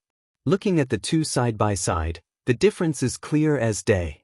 It's clear that he's obviously being neglected by their parents, at the very least. But the principal's DMN threat is holding me back from calling the police. I really hate this school. But I need the money, and I'm sure the pink BSTRD would ruin my chances at applying anywhere else. So I just try my best to make my class a safe space for him. I ensure that there's no bullying and I don't leave them alone for a moment. I also pay special attention to his sister due to her quirk, even if she does need to be able to see to use it. I just hope the little I can do is enough for him to get through the day. Clerk. All kinds of people come into the pharmacy for all kinds of things. At least, that's what my boss says. I actually just started a couple of weeks ago. But when I see a kid with a bush for hair enter the store, I can't help but feel concerned. Even if I haven't been here long, it's been long enough that I can tell that this is a pattern. My first day was on a Monday, and when the kid came in covered in barely healed burns and covered in bruises, I wanted to call the police. He looked like he'd been attacked. The only reason I didn't is because he told me that the police are already aware of what happened. Normally I'd call bullshit, but the steady beating of his heart told me that he wasn't lying. Normally when a person lies, no matter how small, their heartbeat will increase in tempo. And thanks to my quirk, heart sound, I can hear it. Of course, that doesn't mean I always know when people lie. Someone who doesn't care about their lie, or an experienced liar, wouldn't have their heart rate increase. But this kid is obviously suffering, so his worry about lying would make his heart rate skyrocket. And the various burn creams, painkillers, and bandages he bought told me that he definitely cares about his injuries. So even though I was concerned, I let the kid convince me that he's okay. If the police already know about it, then calling them wouldn't do much good. I told him that he could come to me if he was ever in trouble, and the smile he gave me made me wish that I'd been wearing sunglasses. Seriously, is the kid's quirk bright smile or something? Anyways, by the end of the week I'd managed to convince myself that the kid was okay since he hadn't shown up again. But Monday afternoon rolled around and I saw the kid again, in almost the exact same condition. The only difference is where some of his injuries are. Obviously I panicked, but he assured me that it's nothing to worry about. How could someone not worry? But Diamond, the kid is convincing. He bought the same things in the same quantity and left with a shy smile and a wave. But it's my third Monday working here, and the kid is back. I need to talk to him about it. Hey kid, are you absolutely sure that the police know about what's happening to you? This isn't normal. He jumps a little when I talk to him, the same as every time he's come in. Why yes, I'm sure they know. I actually went to an O officer when they were still fresh once. Hearing this, I frown. Then why the heck are you still coming in with injuries? Why haven't they done anything about whatever's happening? He shuffles in place and looks down, avoiding my eyes. Circumstances. Seeming to panic at having said that, he looks back at me and rapidly waves his arms in front of himself. But don't worry. It's nothing I can't handle. Frown deepening, I come out from behind the counter and crouch down so that we're at eye level. He looks away, not meeting my eyes. Let's make a deal. I'm only doing this since it seems like you always come in around the same time every week. He briefly meets my eyes before looking away again, giving a brief nod. If you can look me in the eyes and tell me that you're going to be okay, then I'll stop bringing this up. I raise a finger. But if you ever don't show up within an hour of your usual time, I'm calling the police and telling them that something's happened to you. He looks like he's about to protest, so I finish my offer. Or you can tell me what's going on and I'll decide from there. He closes his mouth and looks down. We stay like that for a few minutes as I wait for his response. I'm not going to push him. I feel like if I do, he'll bolt. If that happens, I'd be worried about where he'd get his medical supplies. We're the only dedicated pharmacy in the area, and we have a lot of local stuff that's way cheaper than those big-name companies but works just as well. His mind seems to catch on something and he takes a deep, shaky breath before meeting my eyes. I'm going to be okay. I hold the stare for half a minute, but he doesn't look away. Nor does he blink. Sighing, I stand back up while shaking my head. Well kid, a deal's a deal. Let's get your usual packed up for you. In fact, I'll put together a bag for you every week so you don't have to scramble around for everything. Just come right up to the counter and I'll have it ready for you. Sound good? He nods happily, and I have to shield my eyes from how bright his smile is. If I'm going to be working here, I'm going to have to invest in some sunglasses. Blinking them clear, I see him gathering up his stuff. By the way, what's your name? Hopefully I won't ever have to tell it to the police. He doesn't look at me as he replies, focused on his shopping. Izuku Yagi. I smile at him, though he doesn't see it. I'm Rado Hiato. Hope to see you for a long time. Attention, this episode will be from the viewpoint of others, and some of their thoughts will appear in CC. Looking at the screen, a few people can't help but tilt their heads in confusion before shrugging it off, thinking that it will be like when it focused on Izumi. It starts off with a teacher standing in front of a classroom door, who sighs. I really don't want to deal with the problematic children today. Immediately all the students turn to face Aizawa, who scowls back. What? They exchange glances before looking back at the teacher on screen, who's entered and started taking roll. Todoroki is the one who answers their teacher, having pulled out a notebook labeled Theories. Including your parents, aunts, uncles, etc., how many female relatives do you have? He gets a glare in reply, though it's not nearly as intimidating as when he uses his quirk for it. He looks at the screen, ignoring the questions about his family tree. Everyone says their praises for the teacher's concern for Shoko and Midori, except for the villains, that is. But they can at least appreciate the fact that there's at least one adult who's looking out for the boy. Growing up, neither of them had that. Well, Tamura didn't until he met his sensei. The hell she means I'm the most problematic? The teacher's F loved me. Bakugo gets quiet chuckles in response to his outrage. Nobody believes that for a second, not even Inko after seeing what he did. She's definitely going to be speaking to Mitsuki when she gets back. Bakugo gets a shiver down his spine, causing him to look around in confusion. I just hope the little I can do for him is enough to get him through the day. Nizu sips his tea. Aizawa. All might. Both of you please make notes to remind me to give Midoriya's middle school all the publicity they could ever want. The two teachers shiver at his words, knowing that the school will suffer a fate worse than death. The screen abruptly changes, causing another round of confusion. Was that it? Usually they go on for longer. I don't know. It does seem kind of abrupt. It would totally be better if they told us the name of the episode. At least then we'd have a hint of what's going to happen. Seeming to take the suggestion to heart, Sochik snaps his fingers and a title abruptly appears before vanishing as the next scene starts. Someone always cares. I will only do this very rarely, and for things I believe you would need help for understanding. Of course, the title doesn't really help the people in the room who grew up normal. Only 3 people understand. Nizu, who recalls an intern at the laboratory who started his love of tea. They would slip him ones that had a calming effect after every experiment, even before he started, showing signs that he could think and speak. Tamura, whose mind immediately falls to his sensei, the only one who'd held out his hand to help the boy. But it goes back further. A hazy image of a young girl appears before he feels a pain in his head and he flinches, losing the memory. Toga thinks of her false friends and scowls. They never knew the real her, so they could never truly care about her. But the school nurse. Sometimes, when she had a hard time keeping on her mask, she would hide in the infirmary. The nurse never questioned her, never told her to leave. She would just remind her to close the curtains so she could have privacy. Without her, she would have lost control much, much sooner. These 3 understand, and they pity the boy they're watching. Unaware of these 3's thoughts, everyone else gives awkward chuckles as clips of the clerk at the pharmacy freaking out seeing Midori plays. It's all they can do given the state they see him in each time. But seeing him make his promise with Midori, the students cheer while the teachers nod in satisfaction. Inko has tears in her eyes from relief, but they don't fall due to Sochik using his power. He doesn't want the theater to flood after all. Today has started off so well. I wake up before everyone else and manage to make myself some breakfast before leaving. No one to tell me to save breakfast for Izumi, or for her to hurt me with her quirk. Since I can't show up to school early though, I just wander around until I can go. While I'm doing that, I get to see a hero fight.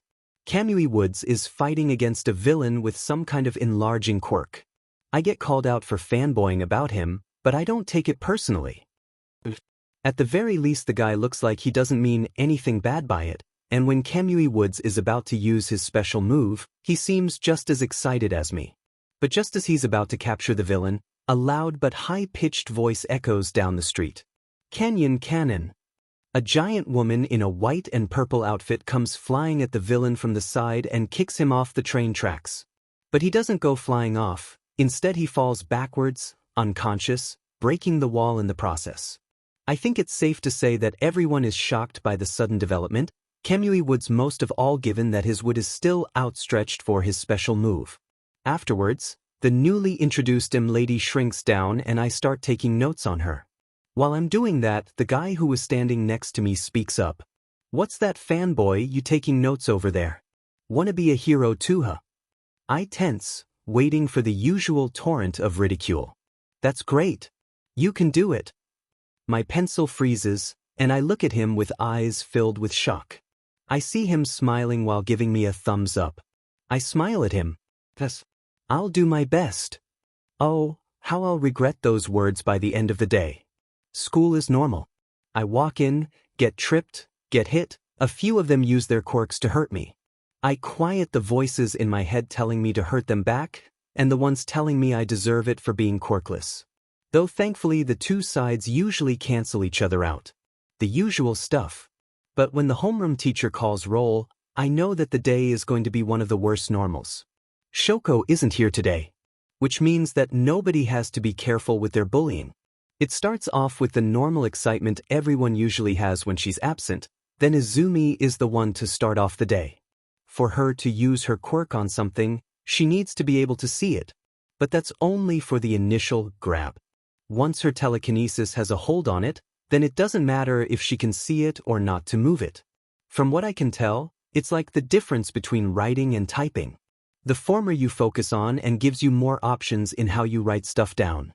Size, length, style, all of this is stuff you can easily change depending on how you move your hand. While typing is basic, and unless you go through a few hoops, it all comes out the same. Or I guess you could say her moving it out of her sight removes her fine control of the object, if you wanted to simplify it. The difference between fingers and a closed fist, I guess. Really though, all this is just me trying to distract myself from the fact that she's using her quirk to repeatedly throw erasers at my ears. I can move my head a bit so they miss, but with how little attention she needs to pay to move things so small, I get hit so much that it eventually turns my ears red as a stinging sensation spreads through them.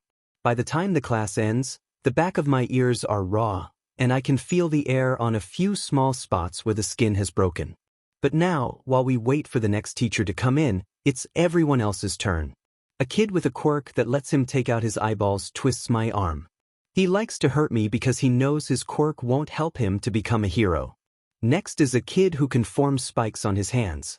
He pushes my face into my desk so he has a clear shot at my back. He's hurting me so he can practice his control over his quirk. Normally the spikes go out pretty far, so he has to consciously shorten them. His problem with that is they become dull if he does. So he uses me to test how to make short but sharp spikes. It doesn't usually go well, but occasionally he'll open up a previous wound and leave, thinking he's gotten better. A girl who can transform parts of her body into fire. She wants to test the change in temperatures. A girl with wind control. She tries to deprive me of air. A boy with monster-like, disjointed teeth. He gnaws on my arm, but this doesn't hurt. I think he actually just does it because it relaxes him, and the others don't look at him weirdly when he does it to me because I'm Deku, and it's normal to use their quirks on me. This is how the day goes, and my only reprieve is in Ms. Mino's class. She doesn't like bullying, and she's always careful to watch for any that might happen. Kaken and a few of the other students learned that the hard way when she punished them for it. Of course, nothing ever stuck to Kaken and Izumi's records. The school makes sure that nothing will ruin their chances of becoming heroes. I'm just thankful that Ms. Mino even applies her no bullying policy to me. But now it's the end of the day, and soon I'll be able to find a place to hide and let the voices distract me from my life. Sure, they're usually saying mean things about me or others, but sometimes they talk to each other and it ends up pretty funny to listen to. But that's for later. Right now, the teacher is just watching as the class shows off their quirks after throwing the career aptitude tests into the air behind him. Kaken and Izumi are gloating about how they'll be the first ones from the school to get into UA, and I know they can do it. Sure, their personalities are horrible, but they're smart. And their quirks are powerful. But while all this is going on, I'm just listening to the voices in my head going around and around again. Rip and tear, nobody will care. Just let them hurt you, it's all training for when you become a hero. Beat them into the ground, let the blood splatter around. Violence is not the answer. Violence is the question, and the answer is yes. Don't go putting ideas in his head. Fight me. Shut up. You shut up. I'm only pulled away from their argument when I hear the teacher say my name, a fake disinterested look on his face.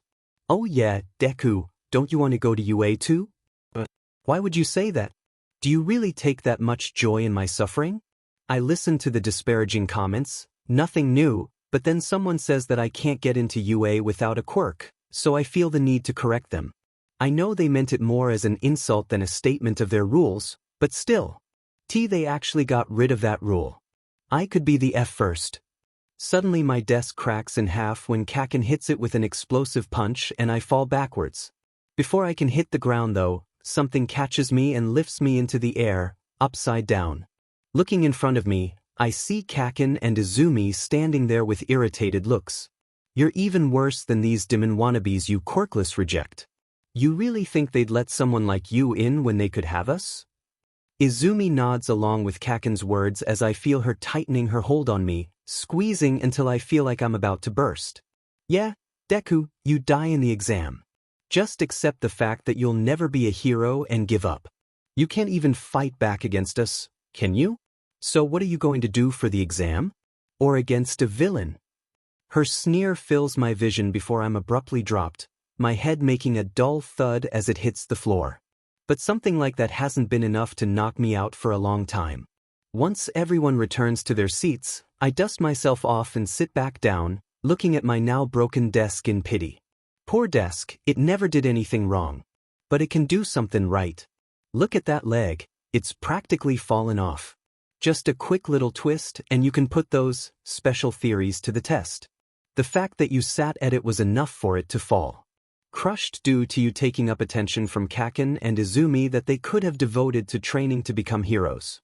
That's a stretch even for you. The last bit of class goes by listening to the voices argue about my desk.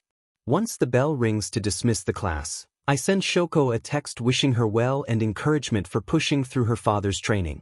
Afterwards I pull out my notebook to write down some more about the fight I saw this morning, a lapse in judgment seeing as it's suddenly pulled out of my hand by Izumi's telekinesis. The collective sound of hands hitting faces resounds throughout the theater as they see MT Lady damage the city for the sole purpose of stealing Kamui Wood's capture. Heroes! Tamura's derisive snort resounds in everybody's ears. Nizu simply sighs, remembering the event in question and how certain news networks criticized the then-new heroine for her actions. This ship is rejected. Mina crosses her arms in front of her chest in a large X, while making a buzzing sound when she sees Midori and some random bald guy with 3 growths coming out of his head having a moment. Of course it is. The collective voices of all the girls, and Todoroki, who goes unnoticed, cause the rest of the audience to flinch at the sudden noise. I'll do my best. The smiles they get hearing those words freeze as the screen goes gray and words appear. Oh, how I'll regret those words at the end of the day. As the screen continues playing, everyone looks at Bakugo, who scowls back at them. How the hell should I know what he means? I'm not the Demon Deku encyclopedia. All Might, though, starts to get a bad feeling in the pit of his stomach. Inko has tears in her eyes as she watches the abuse Midori goes through while at school, while all the kids are glaring at Bakugo, even Kirishima. Tamura grabs his armrest and clicks his tongue in irritation when his quirk still doesn't activate. Nizu, Aizawa, and Tsukachi further resolve to address the matter of Aldra Junior High as soon as they get back. But when Midori's teacher throws the career aptitude tests away while saying that everyone in his class wants to become heroes, Bakugo pales and breaks out into a cold sweat. He knows what's going to happen. This doesn't go unnoticed by most of the adults. Their eyes narrow as they watch him out of the corner of their eyes. The students want to object and criticize Bakugo for the other him's cruel words towards Midori, but they're held back by Tsukachi holding his hand up for them to wait. After the newest round of abuse is over, he turns towards Bakugo. Minus Izumi Yagi being a part of it, did this happen while you were in middle school? Yes. Bakugo looks away, actively avoiding looking in Inko's direction. Do you know what's going to happen next in regards to the other you? Yes. Care to elaborate? He looks down, his eyes shadowed. His voice is quieter than anyone's ever heard before. Just watch. And so they do, feelings of trepidation in their hearts as Izumi and other Bakugo approach Midori. At least we know why Deku is fine with walking around with broken bones all the time. Uraraka's words defuse a bit of the tension while making the connection click in their heads. Izumi POV. Looking at the title of the notebook I've taken out of my brother's hand, I scowl. After not seeing them for a while, I at least thought that I'd gotten him to stop writing them. Turns out that he's just gotten good at hiding them from me. Moving it in front of Katsuki, he gives a cruel smirk and uses an explosion on it, charring it. That surprises me. Normally his explosion would have completely demolished a plain notebook, but I shrug it off with a light dismissal. He probably held back a bit. Oh well, it's not like it matters much. Releasing it from my quirk, I watch as Katsuki grabs it and flings the burned notebook out the window. Much to my twin's obvious horror. It sends a pang of guilt through my heart, but we've been bullying him for so long now that it's just a small addition to my long list of regrets. He can't become a hero. Once he understands that, we'll stop. That's all it will take. Just say that you won't try to become a hero, Dianiti. I take a calming breath, letting it out quietly.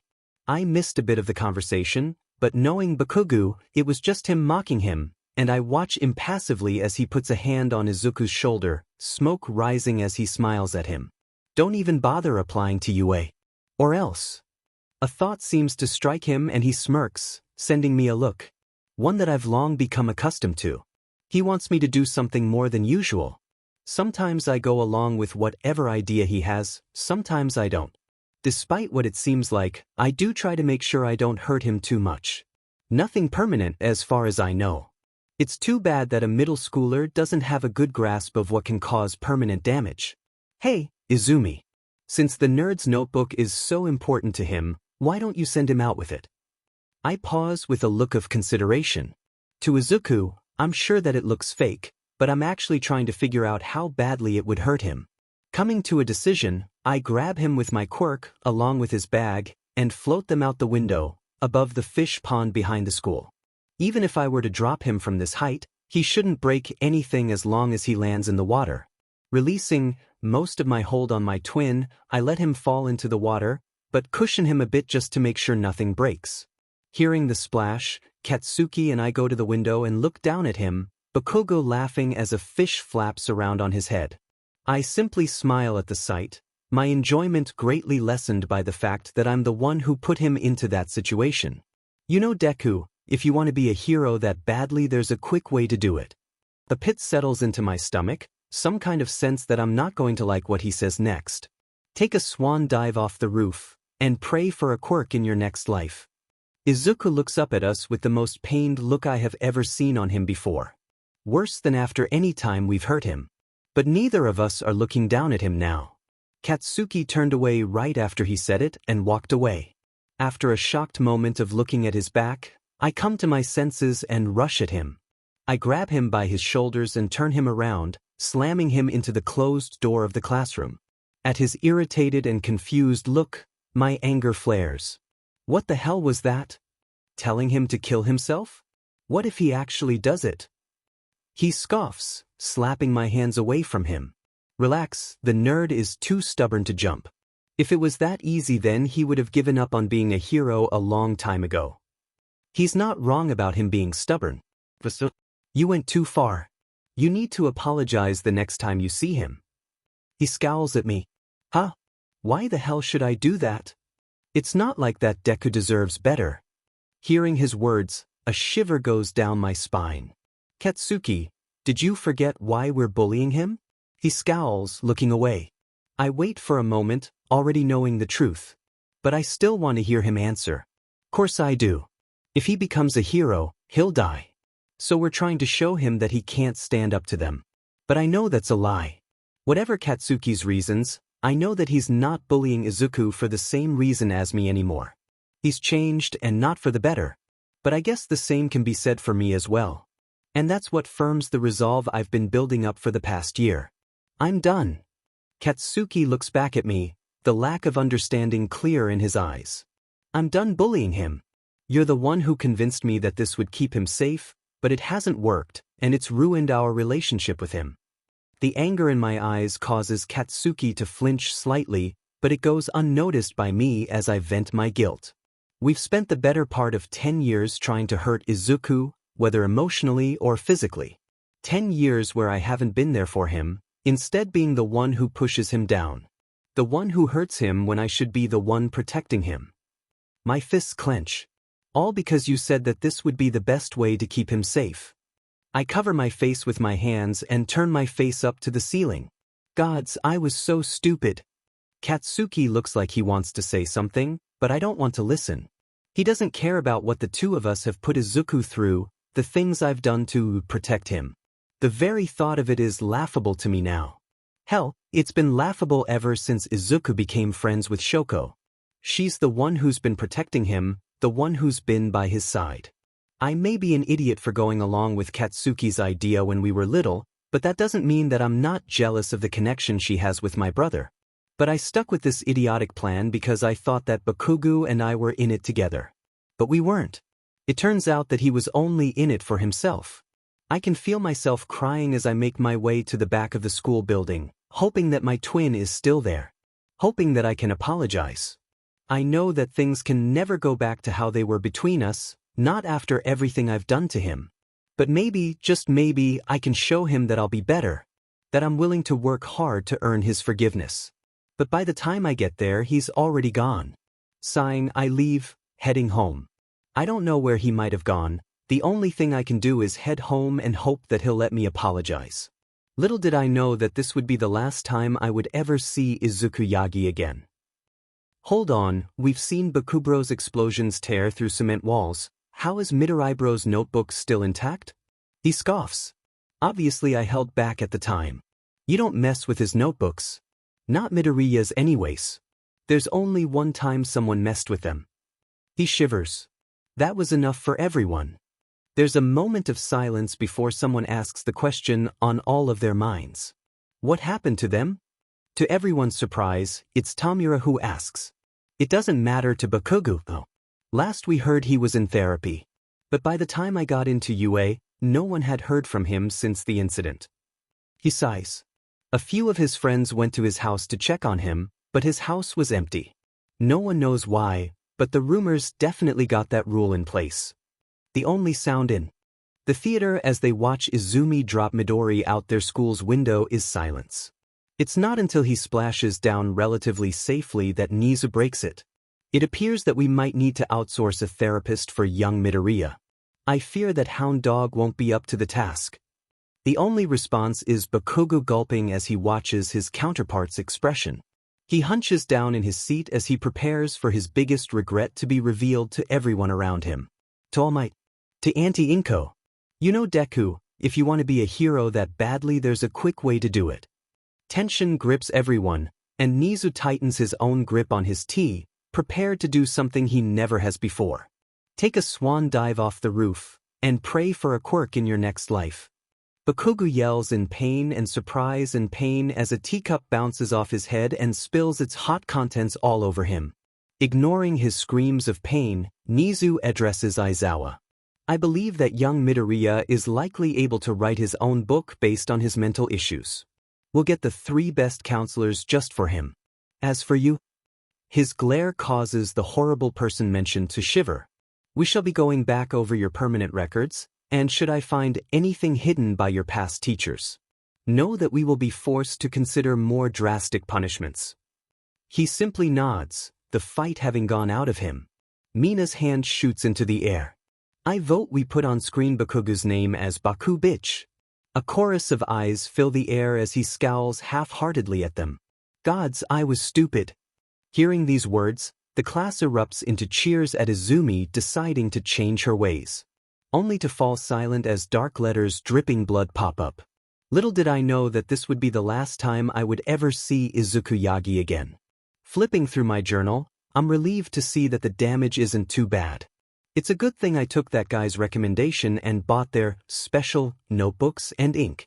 Other than being a bit charred and some water spots on some pages, it's pretty much fine. Hooray for reinforcement quirks. Chuckling at the irony of the thought, I decide to make a detour from my usual route. After what Kaken said, I don't really feel like dealing with the usual abuse on the way back to the house today. So no insults, thrown bottles, and possibly dislocated or cracked bones. They never outright break my bones for some reason, which is kind of weird. Maybe they justify it to themselves by saying it's not as bad if I don't have to be hospitalized? Well, cracked bones are supposed to be a hospital-worthy injury, but the few times I went to get treated they threw me out when they found out I was quirkless. Though there were a few nice nurses that gave me painkillers that were getting close to the expiration date. Sure, I got sick sometimes when I used them after the expiration date, but they still really helped. While lost in my thoughts, I pass by under a bridge, only to hear a loud clanging coming from behind me. Turning around, I see a large pile of sludge looming behind me. A villain. You'll make a perfect skin suit for me to hide in, kid. I just stare at them blankly for a moment as I process the situation. Then I do something that surprises both of us. I laugh. Ha. Ha ha. It starts off weak, but before I realize it explodes into full-blown laughter. I can't help it. Just, with the way my day's been going, this has to be the absolute worst thing to top it off. A villain with a semi-liquid body attacking me. If it were literally anything else, I would at least have a chance to hold them off until a hero arrives. Shoko has helped me train for things like this. But what am I supposed to do against liquid? Nothing. And I know that I'm not fast enough to run away. So all I can do in this situation is laugh, tears streaming from my eyes as the villain just stares at me in a stupor. Seeming to get a hold of itself, it speaks. I have no idea what your problem is, but, well, I guess it doesn't matter. You'll still end up being my disguise. And with that, they lunge at me, enveloping me with their body. Thoughts run through my mind as they force their way into my mouth. Their body is surprisingly warm. It does smell though, but that might be because they came out of the sewer. Look at you. Finally getting out of Kaken and Izumi's lives, letting them focus entirely on becoming heroes. Shut up. Don't listen to this tool, fight back. But, rip and tear. Eat them before they eat you. Go for the ball? Okay, I actually have nothing. But you can at least put up some kind of a fight. Just give in. No more pain. No more suffering. No more disappointing everyone. The mean voice's words start sounding better and better as I struggle to breathe. To stop my body from being taken over. But I can't do anything against them, their body just flows around my hands. As I start to lose consciousness, I think I hear something. Texas smash. I fall into the bliss of darkness as I feel a powerful force strike me, scattering the villain's body in the process. All Might POV. Looking down at the boy I just saved from the villain, I'm shocked to realize that it's my son. I panic a bit as I check his pulse, only to breathe a sigh of relief as I find it. After chugging down the soda I'd bought at the store, no point in it going to waste. I gather up the villain into it. While I do so, my eyes keep going back to my son. His uniform is disheveled, I suppose is the easiest way to put it. Though it might be better to say ruined. One of the shoulders is missing, the edges around where it was showing signs of having been burnt. There are signs that it's been sewed back together in spots as well, though those are harder to see. This all can't have been from the villain. What happened to him? I shake my head to clear my thoughts. I can talk to him about whatever happened at home, but for now I need to get him awake so he can get there. My time limit is almost up, after all. Of course, since I know he's a massive fan of mine, I make sure to sign his notebook first. Though given its condition, I think it might be time for a new one. And so I start to quickly but lightly slap his cheek. It's a much gentler way to wake him up than my teacher used when I fainted during training. Eventually he wakes up and starts fanboying about me. Honestly, it's a weird feeling. Especially due to how he's never like this at home. Usually he'll just stay in his room all day, or spend his time in the home gym. At least I think he does? At the very least, I never see him hanging around the living room. But I can feel that my limit is fast approaching, so I hastily say goodbye and urge him to head home. It's not until I'm already flying through the air that I realize that he's hanging on to me. Hey kid, let go. I panic as I start to try and pry him off of me, only for him to remind me that we're flying through the air. That's certainly embarrassing.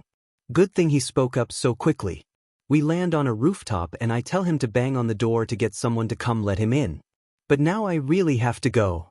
I'm already struggling with holding my form. But his question stops me. Can someone who's quirkless like me become a hero like you? I pause, hearing his words. For a moment I'm taken back in time, to where I asked my master the same thing. But before I can answer, smoke explodes out of me. I lost focus and I'm going back to normal. The smoke starts to clear, and I see Izuku looking at the ground, mumbling. Raising his voice, I can finally hear what he has to say. Saving people with a fearless smile, I want to be a great hero. Like you. He looks up, and I can see the shock and confusion clear on his face. Dad? I sigh, scratching my cheek. Hey, son. Looking away as I consider how to handle this, I don't see the dark look that flashes across his face at the word, son. By the time I look back though, there's a light shining in his eyes. Wow, you're all might? My dad is all might. That's so cool. Is this why you're always out of the house? Why we've never been to your work? Why you always say that your quirk is a secret we'll learn when we're older? I hide a wince at his last question. I broke the promise I made with myself back when I first learned he was quirkless. But after my injury, I didn't want to see the same thing happen to him. All for one is dead, but eventually someone just as strong will be born. I can't see my children getting hurt the same way I did. I can't do anything about Izumi, but I can do something for Izuku. That's right. I couldn't have any villains finding out about the three of you, so I hid the fact that I'm all might from everyone. As far as the world is concerned, Toshinori Yagi and All Might are two different people. He nods, his smile bright enough to make my eyes squint. But wait, he still wants to be a hero? I feel something in my chest, telling me to say yes, he can do it. Which I know he can, if I give him one for all. I don't know if it's my sense of parent, or one for all pushing me to pass it on. With eyes shining and fists clenched with hope, he asks again. So, do you think that I can become a hero even though I'm quirkless? Looking at him, I can't bring myself to deny him. I'm sure that I can get my teacher to teach him, and I can probably pull in a few favors as well. Just as I'm about to answer, I vomit out a waterfall of blood, much to his shock. And just like that, I'm given a reality check. It doesn't matter how strong someone is. All it will take is a single moment of weakness for them to lose their life. I sit down and look at the ground with a sigh. Do you recall that time I got into a car accident back when you were 9, and the doctors said I'd be coughing up blood for the rest of my life? Still looking down, I don't see him shake his head, but I continue anyway. I pull my shirt up to reveal the extent of my injury. Well, I was actually injured by a powerful villain. My stomach was destroyed, and my respiratory system was damaged beyond all repair. I look at him, the horror on his face just as I expected. If an injury this bad can happen to me, the number one hero. The symbol of peace. What do you think would happen to you, someone who doesn't even have a quirk? I feel a wrenching in my chest, causing me to cough up more blood. It's not the same as usual, for some reason it seems angry? But I push the thought to the side as I make sure my son understands. There are lots of ways to help people. You can become a doctor. Or even a police officer. I rise and walk over to him, placing a hand on his shoulder. He looks down, his eyes shadowed under his hair. It's okay to have dreams, son. But keep them realistic. As I walk to the door, the pain in my chest becomes worse, and I feel like I can almost hear angry voices yelling at me. I know I shouldn't be killing his dream like this, but I don't want to see him in the same condition I'm in. As I open the door, I hesitate and look back at him. He hasn't moved from his spot. Sighing, I call out to him. Come on, we can talk more at home if you want. Maybe swing by somewhere for some treat. I rack my brain for what kind of thing he'd like to make himself feel better, but for some reason I draw a blank. His voice is small as he replies. That's okay. I'll catch up later. I hesitate one more time before releasing one last sigh and heading down. Patting my pocket, I confirm that the sludge villain is still there before starting my way to a police station. Izuku POV. I stare at the ground as tears fall from my eyes, staining the rooftop below me. His words echo in my head as the voices clash. Be realistic. Kill him. Who is he to think he can talk to you like that? Be realistic. You heard him. Give up, you can't become a hero. Be realistic. Screw that. Show them. Show them that you're stronger than all of them. Be realistic. And how will he do that? He can't do anything against someone with a quirk. All Might himself said so. Be realistic. Weapons can make anything equal. What's someone like a lady going to do if you stab her in the face? Get bigger and crush a bunch of people? Show them how they've underestimated you. Be realistic. What can a quirkless person really do? Be really. My mind catches on that last thought, and I think back to all the results I'd found online about quirkless in today's society. What can a quirkless do? Be realistic. According to reports, nothing. Be realistic. There is no place for a quirkless in today's society. Be realistic. I think it's time for me to be realistic. Taking off my backpack, I pull out a pen and my notebook. The one that Dad signed. Looking at it, I can't help but let out a self-deprecating chuckle. So many people would kill to get this. But now it doesn't matter. I turn to the next page and start to write. Not to my family, no. They won't care. Mom won't. Izumi might be happy about it. Dad, he might blame himself. But that's not going to be my concern anymore. No, the person who I'm writing for is. The one who stood by me. The one who's believed in me. The one that I'm going to make sad. She'll cry, and I don't like that. But it does spark a bit of joy that she cares so much. I'll just have to make sure she gets her birthday present early. Finishing, I contemplate what I should do. I've been up here for a while and nobody has shown up, so I don't really want to leave it up here. But if I hold on to it, it will probably get ruined. Looking at my backpack, I shrug. I can just put it in. Maybe put a note on the outside? Flipping to the last pages, I tear them out. One I fold up and put it between the pages with All Might's signature. The other I write down some instructions and put it in the pocket for water bottles. As I'm about to put my notebook inside, I catch sight of the cover. I stare at it for a moment before angrily scribbling out the title. Under it I write, "I'm sorry, Shoko." Taking a breath, I look over the side of the building. Taking a guess on the place that will be the least affected, but still easily found, I drop it. I watch it land, nodding in satisfaction as it goes where I want. Taking a deep breath, I take off my shoes and put them on the ledge. I put my hand on it to climb before stopping. Chuckling, I let go and step back to the center of the rooftop. What was it you said, Kakin? A swan dive, wasn't it? Well, I never did much swimming, but I'll give it a shot. Nobody is watching, but if they were, I'm sure they'd say that it's pretty good for my first and last attempt.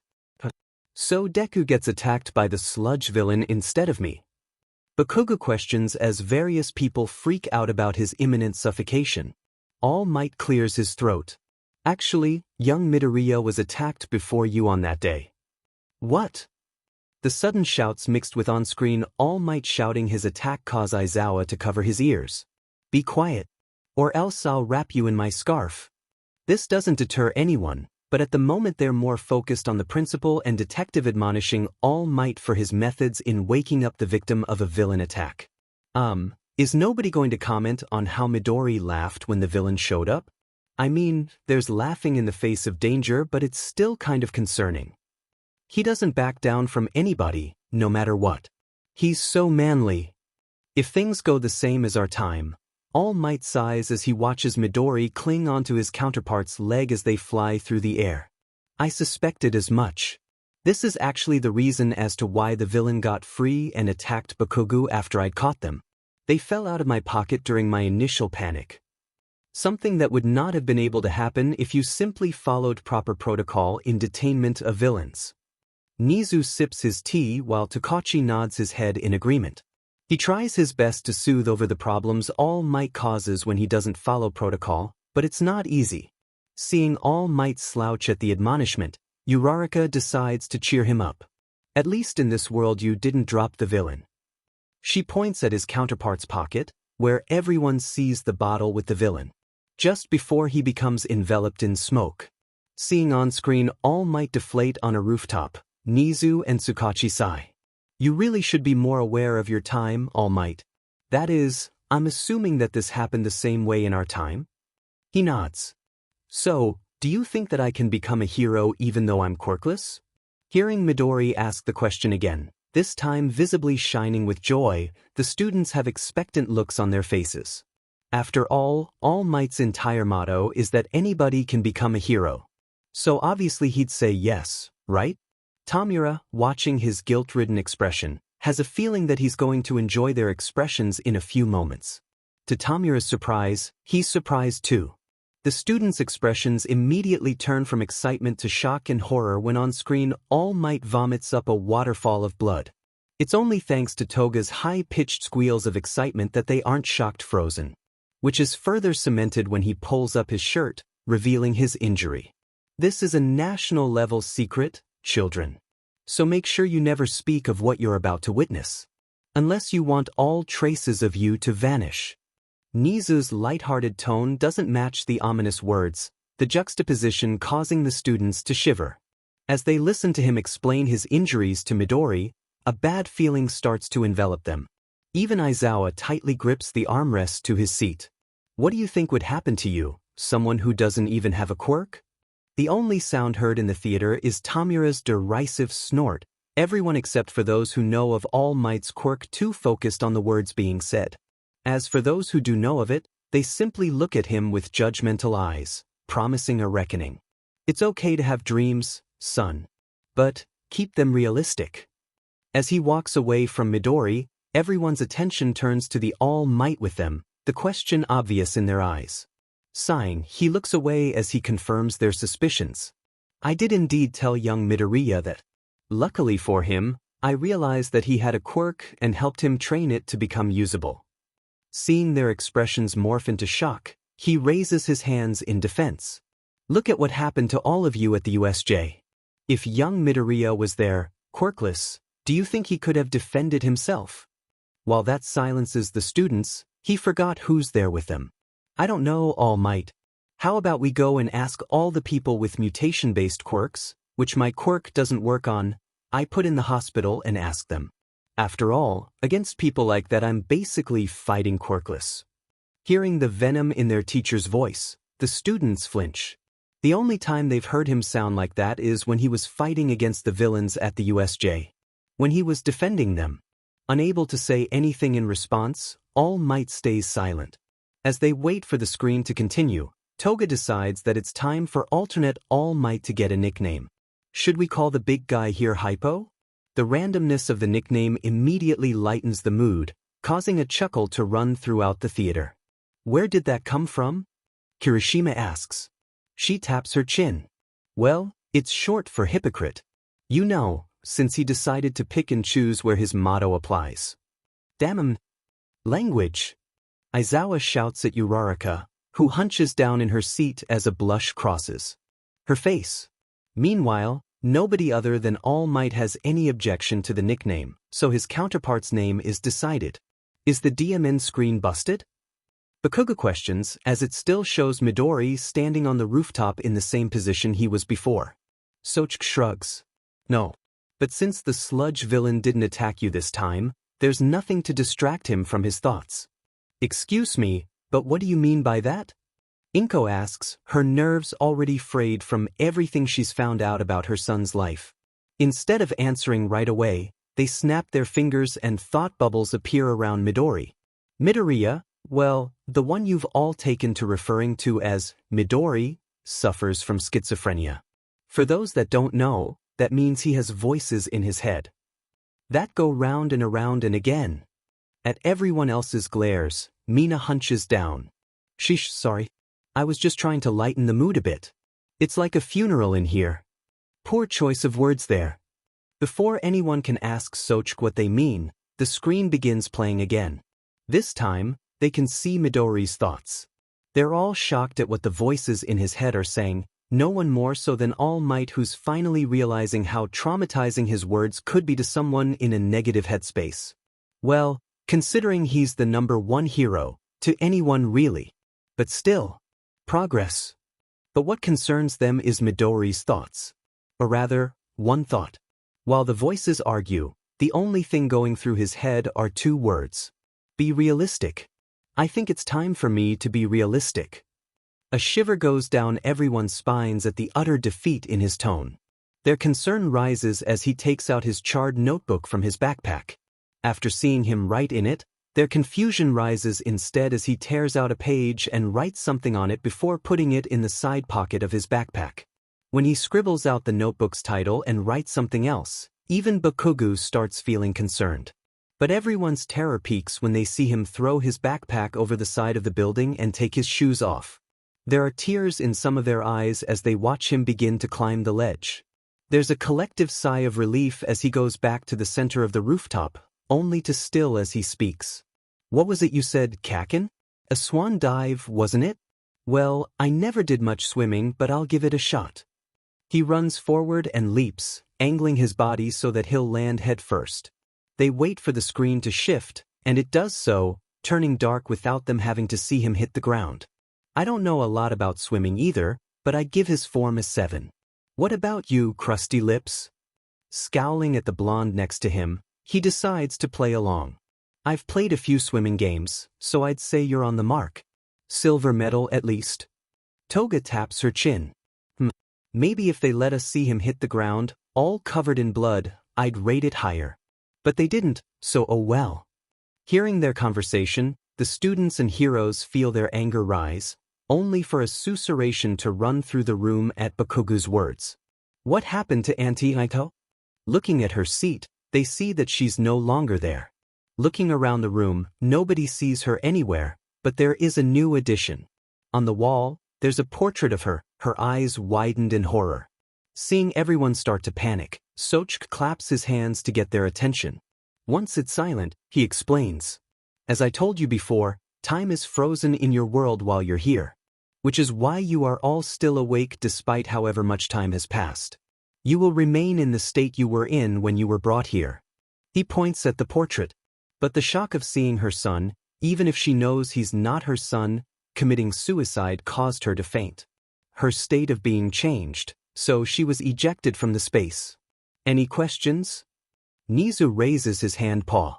Are there any side effects of this? Sochk nods. There are in fact. She'll lose her memories of everything she's seen here, but retain the emotions she felt. Think of it like when you have an odd feeling about something but don't know where it's coming from. Nizu nods before pointing at the portrait. And that? He gets a shrug in reply. I felt like keeping a record of those who failed to hold out until the end.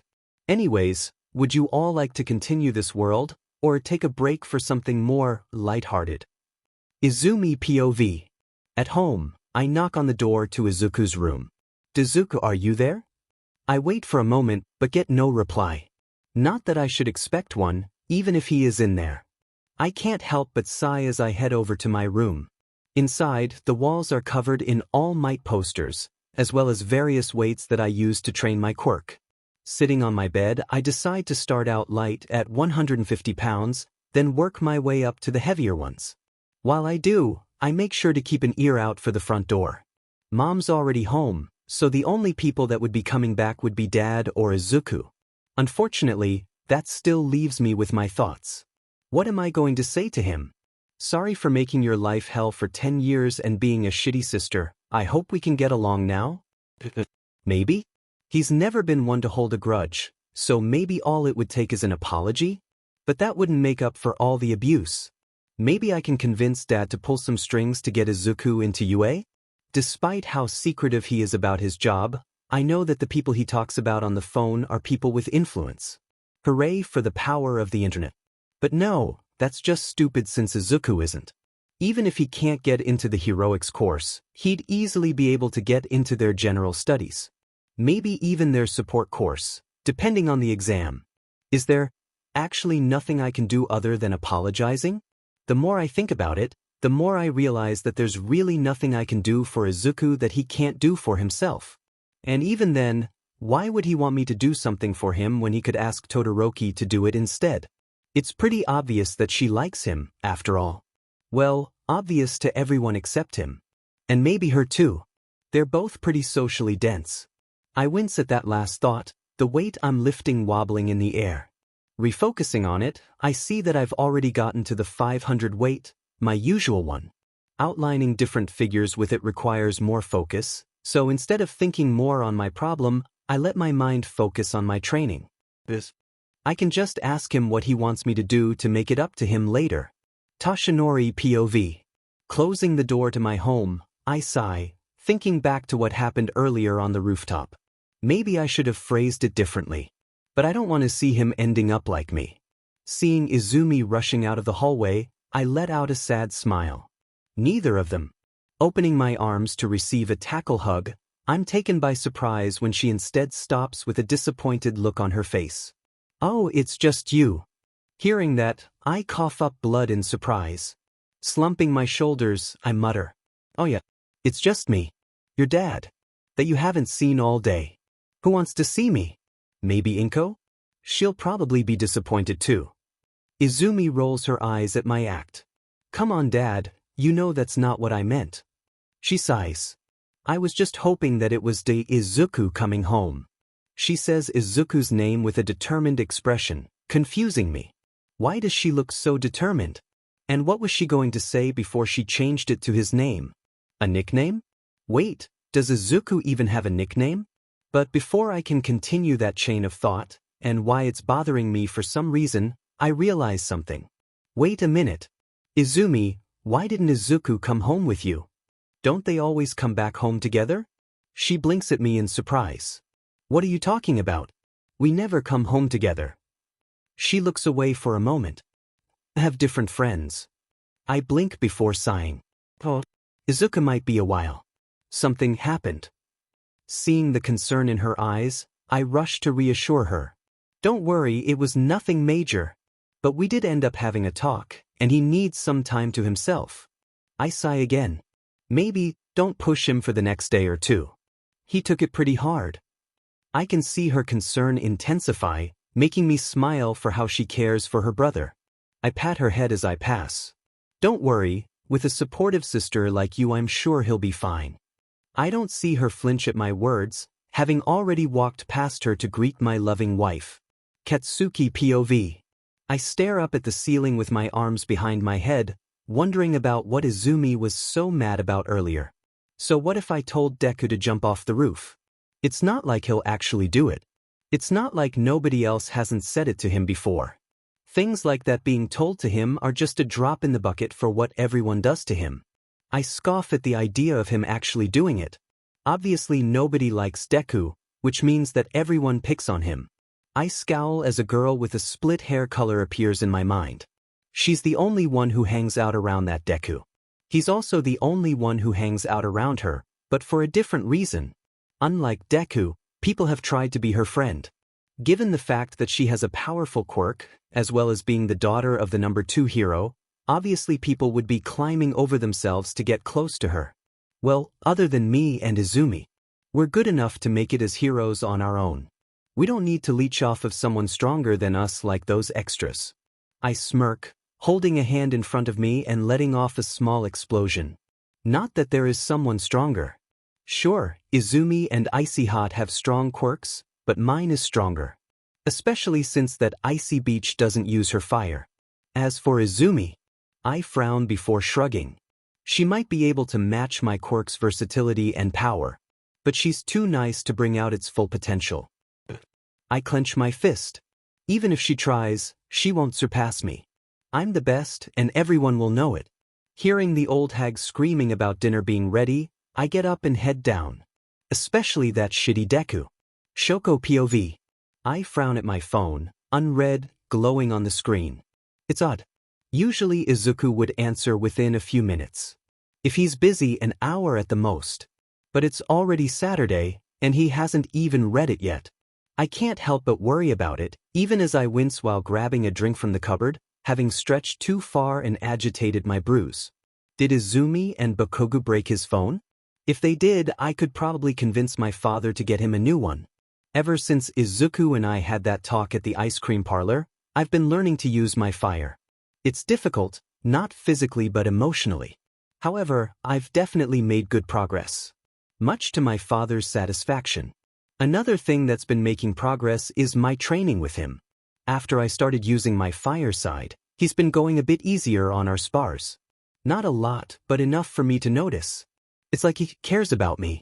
Not as his tool to surpass all might, but as his daughter. It's a weird feeling, but now I can see what Izuku meant back then about him caring. Shoko, stop daydreaming. If you have time for that, you have time to improve yourself. At least sometimes. As I drink from my can of Pepsi, look at my hair and tell me I wouldn't like it, I can't help but glance back at my phone. Something my father notices. Why do you keep looking at your phone? Are you waiting for a text from someone? He pauses for a moment before continuing, a low growl in his voice. Is it a boy? Are you dating someone? Imperceptibly, I blush. It's actually pretty difficult for someone to notice, since I can use my quirk to regulate my body temperature. Even without fully summoning it. Izuku helped me figure that out. It's just a friend. The one I train with sometimes. He gives me a suspicious look, but grudgingly nods. You always come back from those with a great deal of determination to train. And they are the one who managed to get you to begin using your flames, correct? I nod and he continues. I would still like to talk to them. Thanks to them, you are much closer to surpassing all might. I roll my eyes. He's still spouting that, but there's something different about it now. Maybe it's his tone. Or maybe there's less intensity? Either way, my training isn't as bad as before, and injuries that require me to stay home are now mostly by accident. I'm fairly certain. As I throw away the can and head for the door, I hear my father speak up, clear hesitance in his voice. Are you going to visit her again? I nod, not looking back. I open the door and wait a moment, wondering if he'll say more. But he doesn't. Instead, I leave the house in silence, pondering if I should head to Izuku's house to check on him. But he doesn't want me to go to his house.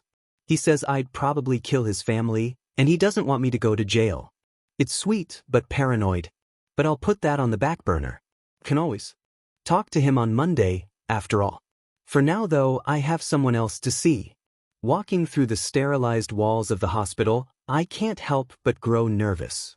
Sure, it's not the first time, but that doesn't change my feelings every time I come here. Standing in front of the door, I take a deep breath and open it. Inside, I see a beautiful woman with long white hair and bags under her eyes from sleeplessness. But that doesn't really matter to me. What matters? Hello, Mom. Is that she's my mother. Third POV. The weekend passes by without incident, everyone with their own thoughts. Todoroki is worried about the fact that Izuku hasn't read her text. Izumi and Toshinori are realizing how normal it is that they don't see Izuku around the house. Something Izumi feels guilty about, and Toshinori feels confused about. In opposition to these three, Bakugo and Inko continue as usual, unaware of anything wrong. But that's when Monday rolls around, and roll is called for the first class of the day. Shoko noticed, of course, but she hoped that he would have come in at the last minute like he does sometimes. After all, despite all the abuse he's suffered, he's never been late for school. So when the teacher calls his name, everyone is surprised when he doesn't burst into the room, out of breath from rushing in. Instead, Shoko stands, her chair falling backward from the force. She marches to Izumi's desk and glares down at her, ice frosting one side of her uniform while flames flicker in her hair. Izumi shivers, the coldness in Shoko's eyes terrifying her. Her voice rings out through the silent classroom. Where? Izuku. No one says anything as they watch Izumi knocking on Midori's door, for they already know she's too late to make amends. But for one of them, that prompts a question. Pardon me, Mr. Sochk. Nizu raises a paw. But did you not say that Izuku is a focal point for change during our time PRD? If that is true, then would he not have survived in this universe? The students and teachers brighten up at this, their hope restored, only to burn once again at the deity's words. The death of an individual can bring change just as much as life. Isn't that what Tamura Shigaraki hopes to achieve by killing All Might? Everyone looks at the man in question, who looks startled at suddenly being the center of attention.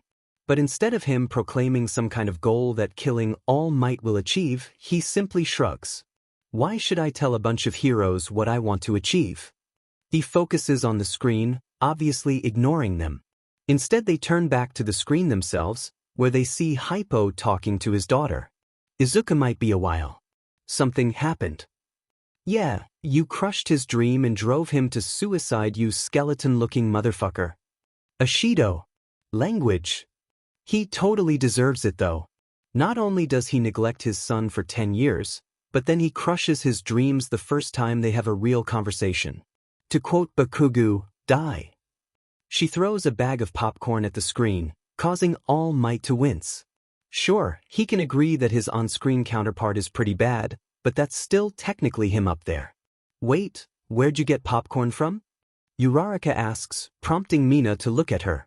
Oh, I said that this show could use some popcorn, then a bag of it just appeared. I also got a drink like that. Something called apple blood. It's pretty good. Blinking in surprise, everyone else except Nizu asks for their favorite drink, and it appears. Though Toga's blood gets substituted for apple blood, though in a different container than Mina's. Glaring at it, she gives it a try and finds that it has the same texture of blood while being a bit sweeter, causing her to nod in satisfaction. The clip moves to show Bakubich, laying in bed while staring at his hands. It doesn't focus on him for long, and he doesn't do anything while it does. Instead, one of his thoughts simply shows on the screen. I'm the best, and everyone will know it. Especially that shitty Deku. I don't think dead people know anything.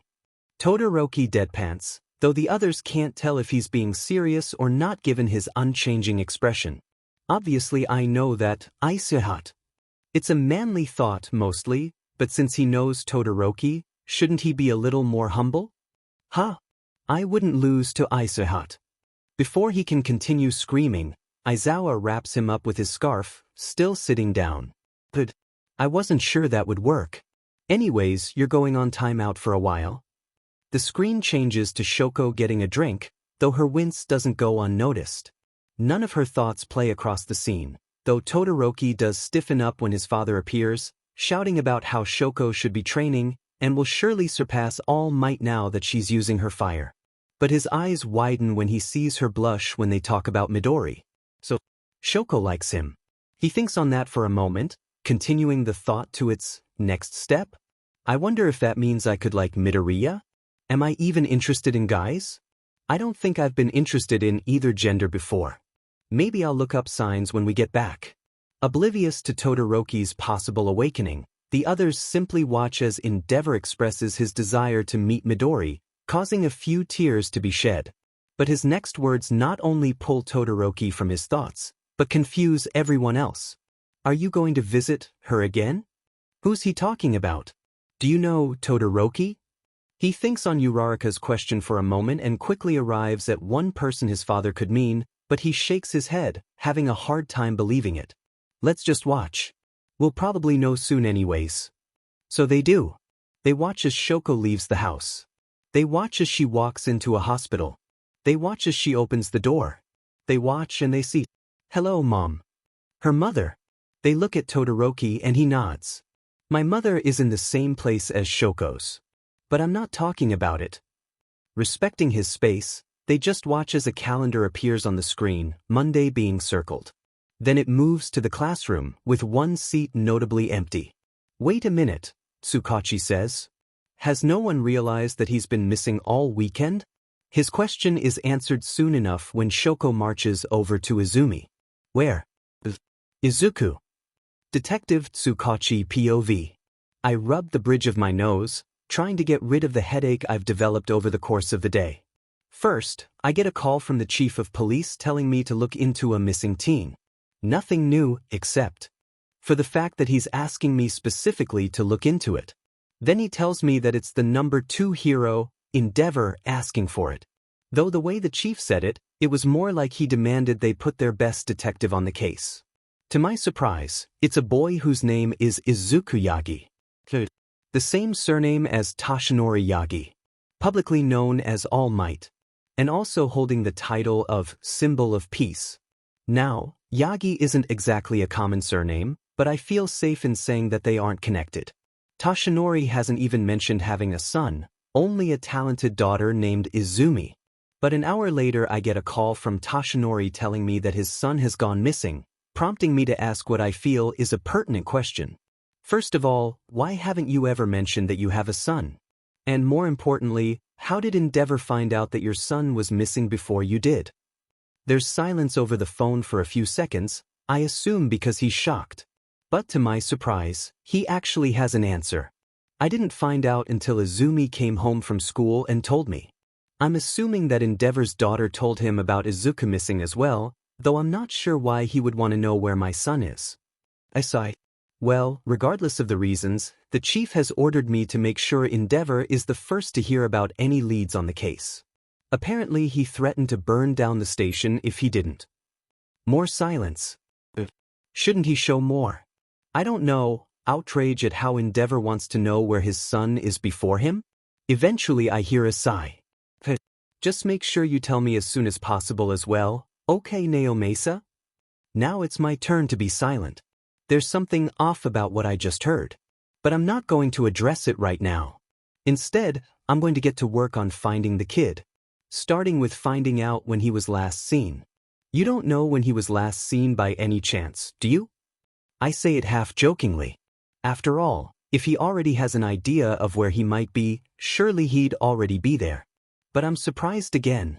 It was in Muzutafu on Friday, on top of one of the office buildings. He grabbed hold of me just as I jumped after saving him from a villain, and we landed on one of the rooftops, though I'm not sure which. Found out that I'm All Might and we had a talk. He needed to get his thoughts in order, and I had to deliver the villain to the police. There's a lot to talk about in what he just said. So, you're telling me that your kids don't know that you're All Might, but your son found out right after being attacked by a villain. I'm assuming this is the first time he's been attacked since you've never mentioned either of them being attacked before. I wait for a moment, and he doesn't mention any other attacks, so I continue. So, after a traumatizing experience requiring 3 days of mandatory, nationally sponsored therapy to ensure they can cope with the stress of suddenly being attacked, he found out the world-shattering revelation that you, his father, is All Might. And then you decided it was a good idea to leave him on a random rooftop after flying through the air, another first I'm assuming, which would be traumatizing if the person in question wasn't prepared for it. I wait for a moment to give him a moment to speak up, but he remains silent. Did I sum it up pretty well? Yes. You did. The shame in his voice is obvious, but I just can't feel any sense of pity for the man. You are aware that, even if the person attacked wasn't your son, you would still need to take them to the police station so they can get their testimony, right? Yes. I sigh. I admire the man, I really do. It's not easy being a symbol for an entire nation. But sometimes, especially times like this, I can't help but think that he's an idiot. Are you at least searching for him yourself? It's not late, so you should have no problem covering a large area in your buff form. His voice gets a bit of confidence back in it. I'm searching from the skies, but I need to ration my time just in case he's in trouble. I hold back the urge to run my palm down my face. Obviously the kid is in trouble. If he wasn't, he likely would have been home by now. Unless he ran away. But Toshinori is a good person, and I doubt that he would give his kids a reason to run away. But then again, this is the first time I've ever heard of his son. Just to cover my bases, Toshinori, before I go. Is there any chance that he could have run away? What? Of course not. Why would he have run away? He trails off as if something came to mind. I wait with bated breath for him to continue. Any kind of hint would be helpful. Especially this late in starting the search. But I do not believe that is the case. If it was either me, my wife, or my daughter would have seen him come home to get his things. I sigh. Still though, we can't rule out the possibility. Which would make this all the more difficult. Finding someone who doesn't want to be found is a whole other problem than finding a lost kid. I'll call if we find any leads. Thank you, Naomesa. I'll get back to searching as well. I hope to hear from you soon. I hang up, a pensive look on my face as I stare at my phone. Sighing, I dial the number the chief gave me. It barely gets to the first ring before it's answered. Hello, is this Endeavor? We haven't found him yet, but we do have a location for where he was last seen. Endeavor POV. Thank you for the information. Keep me informed. I hang up with the detective assigned to the case and look at my daughter, who's been hovering nearby ever since she arrived home. The question is clear in her eyes, but I shake my head. They haven't found him, but they do know that he was in the office district of Mizudafu. She simply looks at me for a moment before her eyes fill with determination and she heads to the door. What are we waiting for? Let's go. I follow her with only a shake of my head, having already alerted the family's driver to be prepared to leave at a moment's notice. While we wait in the car, I can't help but think on how things ended up like this. Shoko had called me from school, the first time I've ever gotten a call from her since I bought her that phone. I immediately assumed that it was something serious, and I was right. Her voice was filled with desperation, the most expressive it's ever been. The only time I've ever heard such emotion coming from her was after the incident with my wife that ended with her. Institutionalized. It pulled at my heart, another thing that hasn't happened in a long time, and I immediately began calling in favors to start a search. She came home immediately after the call. Apparently, she confronted the boy's sister and a bully about his whereabouts. It almost came to blows before their principal made an announcement saying the school day had been cancelled. And now, only an hour later, we're heading to Mizudafu to search for him ourselves. She showed me a picture she took of the two of them so that I could recognize the boy, and I couldn't help but stare at it in surprise. In it, Shoko was smiling. It's a small smile, but immensely noticeable due to how happy it is. It was an effort to look away from her and focus on the boy, but the sight made me wince. His own smile was so bright that it felt like I got the sun's glare in my eyes for a second. But pushing that aside, the boy is thin, around Shoko's height, and has a head of dark green hair. There's a set of 4 freckles under each of his eyes in the shape of a diamond. His eyes are a bright green that contrasts with his darker hair. As the car pulls to a stop, I shake my head to clear my thoughts. I'll have time to ponder about my family later. For now, we search. It's hours later without any luck that we get a call. Immediately answering, I wait for news as Shoko hovers around my shoulder. Hello, is this Endeavor? Yes. You have news? I get right to the point.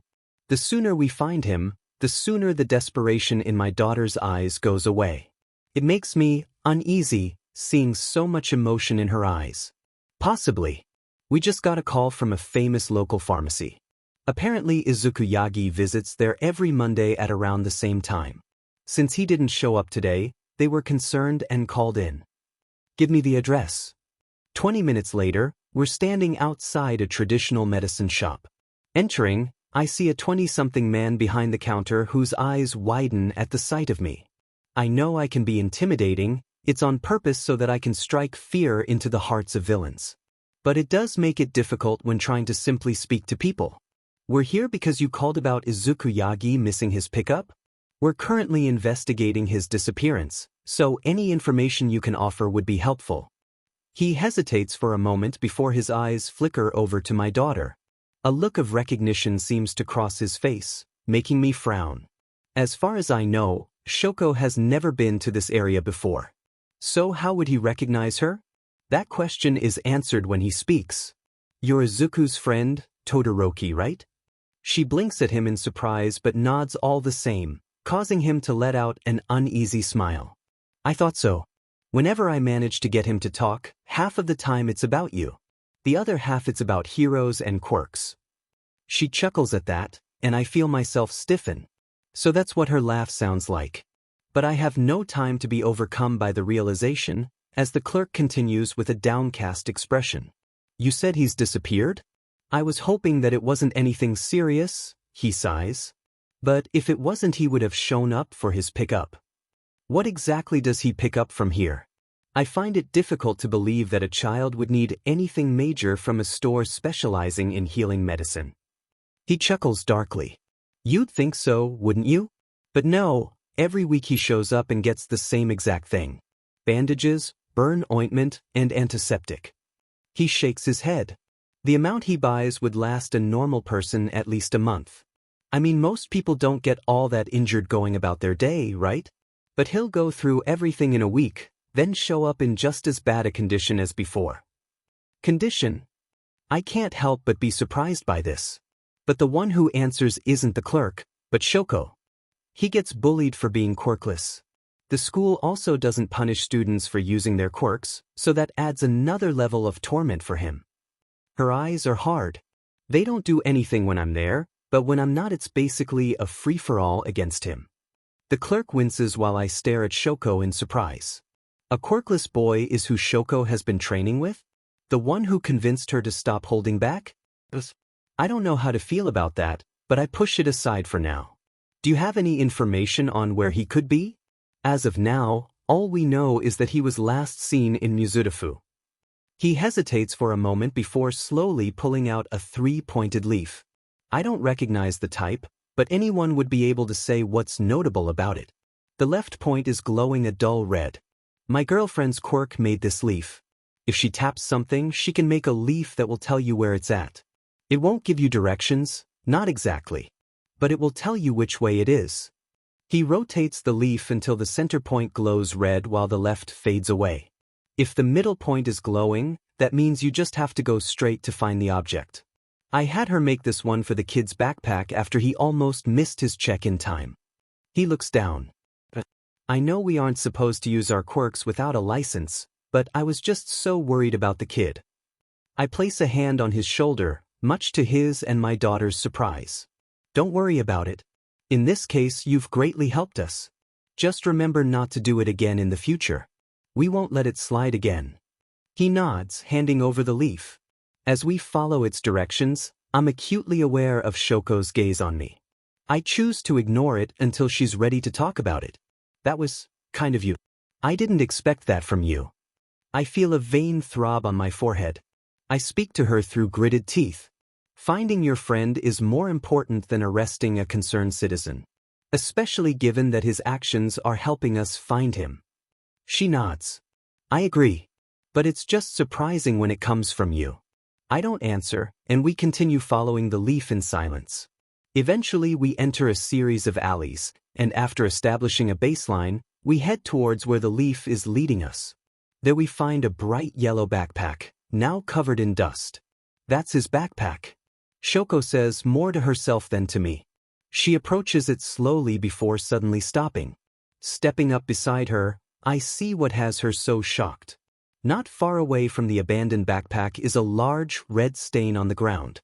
The strong smell of iron leaves no doubt as to what it is. Blood. To Detective Tsukachi's surprise, he appears on the fridge. It's focusing on me? He thinks on it for a moment. I guess that makes sense, since All Might would want me to help him find his kid. He sighs. Too bad that version of me is going to have to deliver him bad news. But to everyone's surprise, a flashback plays of Endeavor, of all people, telling the chief of police to ensure that he's the first notified of any progress on the case. Todoroki frowns as his brows turn down in confusion. Since when is my father someone who cares about other people? Unseen, Aizawa pulls out a notebook labeled Therapy Priorities. Inside is a list of his students with marks next to their names, denoting who he thinks should take priority on visiting Hound Dog. After jotting down a mark next to Todoroki's name, he looks at the top where Midoriya's name is circled and underlined multiple times. Putting it away, he resumes watching. Hypo-bashing courtesy of on-screen Tsukachi. All in favor of the detective's name being Preacher, say preach. A chorus of preach fills the air as All Might hunches down in his seat. Other than the parts pertaining to Midori being his son, everything played out the same after all. He really should put more effort into the administrative side of hero work. But it involves a lot of paperwork.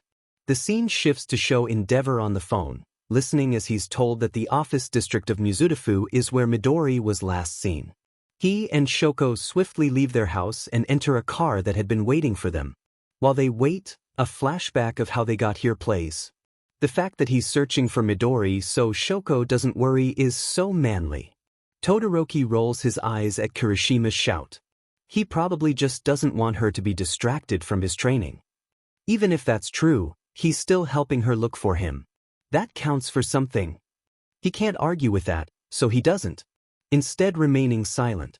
A speeded-up montage of the two of them searching the city for any sign of the girl's friend plays, all fruitless. It ends with Endeavor receiving a phone call, then cuts to them outside of the pharmacy Midori frequented. Ooh, the clerk is back. I wonder how he'll react knowing that Midori's missing? He has a lot of drags. Maybe he'll use M on his bullies. That would be illegal. Toga gives Aizawa a confused look. So? He just sighs. After talking with the clerk for a bit, he gives the two of them a leaf, explaining that it's the result of a quirk and will lead them to Midori's backpack. Nizu sips his tea. It is quite refreshing seeing Endeavor being reasonable. In our world, he likely would have handcuffed the man to the counter and called the police. Anyone else finding it adorable that Midori apparently talked a bunch about Shoko? There are various head nods, and a pouty Uraraka glaring at Todoroki. The screen fast-forwards the two following the leaf, occasionally running into trouble when they can't follow it without doing a sizable detour. In those cases, Endeavor, being the impatient man he is, simply holds onto Shoko and flies them over the obstruction. Flying is so manly. I can fly just as well as Endeavor. Don't think it makes him special. Wait, you can? Then why didn't you do it at the USJ? Uraraka questions the angry Pomeranian. He scowls back at her. I did. I just didn't go high because there wasn't a reason to. Didn't you think it was odd how I managed to catch that smoky bee without touching the ground? She puts her hands together and tilts her head in apology. I was too busy watching Deku. Sorry? DMNIT Deku. Quiet. The father and daughter walk down an alley and find an iconic yellow backpack lying abandoned on the ground. When they approach it, they see beyond. A large stain of dried blood covers the alley floor, the splatter reaching up to their height on the walls. There's silence in the theater. The ones who'd held on to the faint hope that someone saved Midori before he hit the ground are thrown into a state of shock at seeing the truth laid bare before them. All except for Toga, that is. OMG, OMG, OMG. Look at all that blood. It's so pretty. Todoroki POV. I stare at the blood covering the alleyway. Then I stare at Izuku's backpack, lying not far from it. Back to the blood. Back to the backpack. Dimly, I hear my father saying something, but it seems so far away. I take one step. Then another. Before I realize it, I'm standing over the backpack. Reaching down, I pick it up by its top strap. I raise it to eye level and just look at it as it slowly rotates in my grip. That's when I see the paper folded into the side pocket. My old man's voice is getting louder, getting closer. But my attention is fully on the piece of paper I'm pulling out. I lower the backpack as I unfold it and start to read. To whoever finds this, because the only person who would care wouldn't casually be wandering back alleys, please take this backpack to the Todoroki residence and inform them that it's for their youngest daughter, Shoko Todoroki. Inside is a notebook with a message for her. Then after you hand it off, run away as fast as you can. She's not good at processing her emotions and might lash out at you. Oh, but don't tell her I wrote that. It might upset her a bit. I can feel my eyebrow twitch at his comment about my emotions, but I can't really say that he's wrong. But at the moment I'm not feeling much of anything to process. Mainly, I'm just numb. I only realize that I froze when I feel my father's hand on my shoulder. Shoko, you haven't been responding. I called the detective and informed him of what we found. He's on his way with forensics. He looks at the blood-splattered alleyway. There isn't likely to be good news when they get here. But there's a chance given there's not a body. I nod absent-mindedly, carefully folding the paper back up before handing it to him to hold, and he instinctively takes it. With my now free hand, I reach towards the zipper, only for him to grab my wrist. You shouldn't disturb the scene more than you already have. Everything here could be a lead to your friend's location. I look at him blankly for a moment. Then I look at his hand holding my right wrist. A quick flex with my quirk has him pulling his hand away to avoid the bracelet of ice spikes now wrapped around it. Ignoring his protests, I unzip the backpack and pull out the notebook. Dropping the backpack from my left hand, I bring it to my wrist to melt the bracelet as I stare at the cover. I recognize it. It's one of Izuku's analysis books. But on this one, the title has been scribbled out. Instead, it reads, "I'm sorry, Shoko." My father is saying something, but all I can hear from him is some kind of buzzing sound. I rub my ear to see if I can clear it up, but it doesn't work. Giving up, I lightly trail my fingers down the cover, feeling a bump from something inside of it. I let it fall open in my hands, right to a pair of pages holding a folded piece of paper, and All Might's signature. I stare at it for a moment, my thoughts silent. I know that Izuku is a major All Might fan, but he never mentioned getting his autograph. Which means that he got it just before whatever happened. I flip to the next page and my breathing hitches. It's a note, addressed to me. I read it, and my previously dulled emotions start to flare up. Sadness. Rage. I look up at my father, and he flinches back at the unfiltered maelstrom of emotions swirling in my eyes. "Father," I say with a voice of barely restrained fury. "You want me to surpass All Might, right?"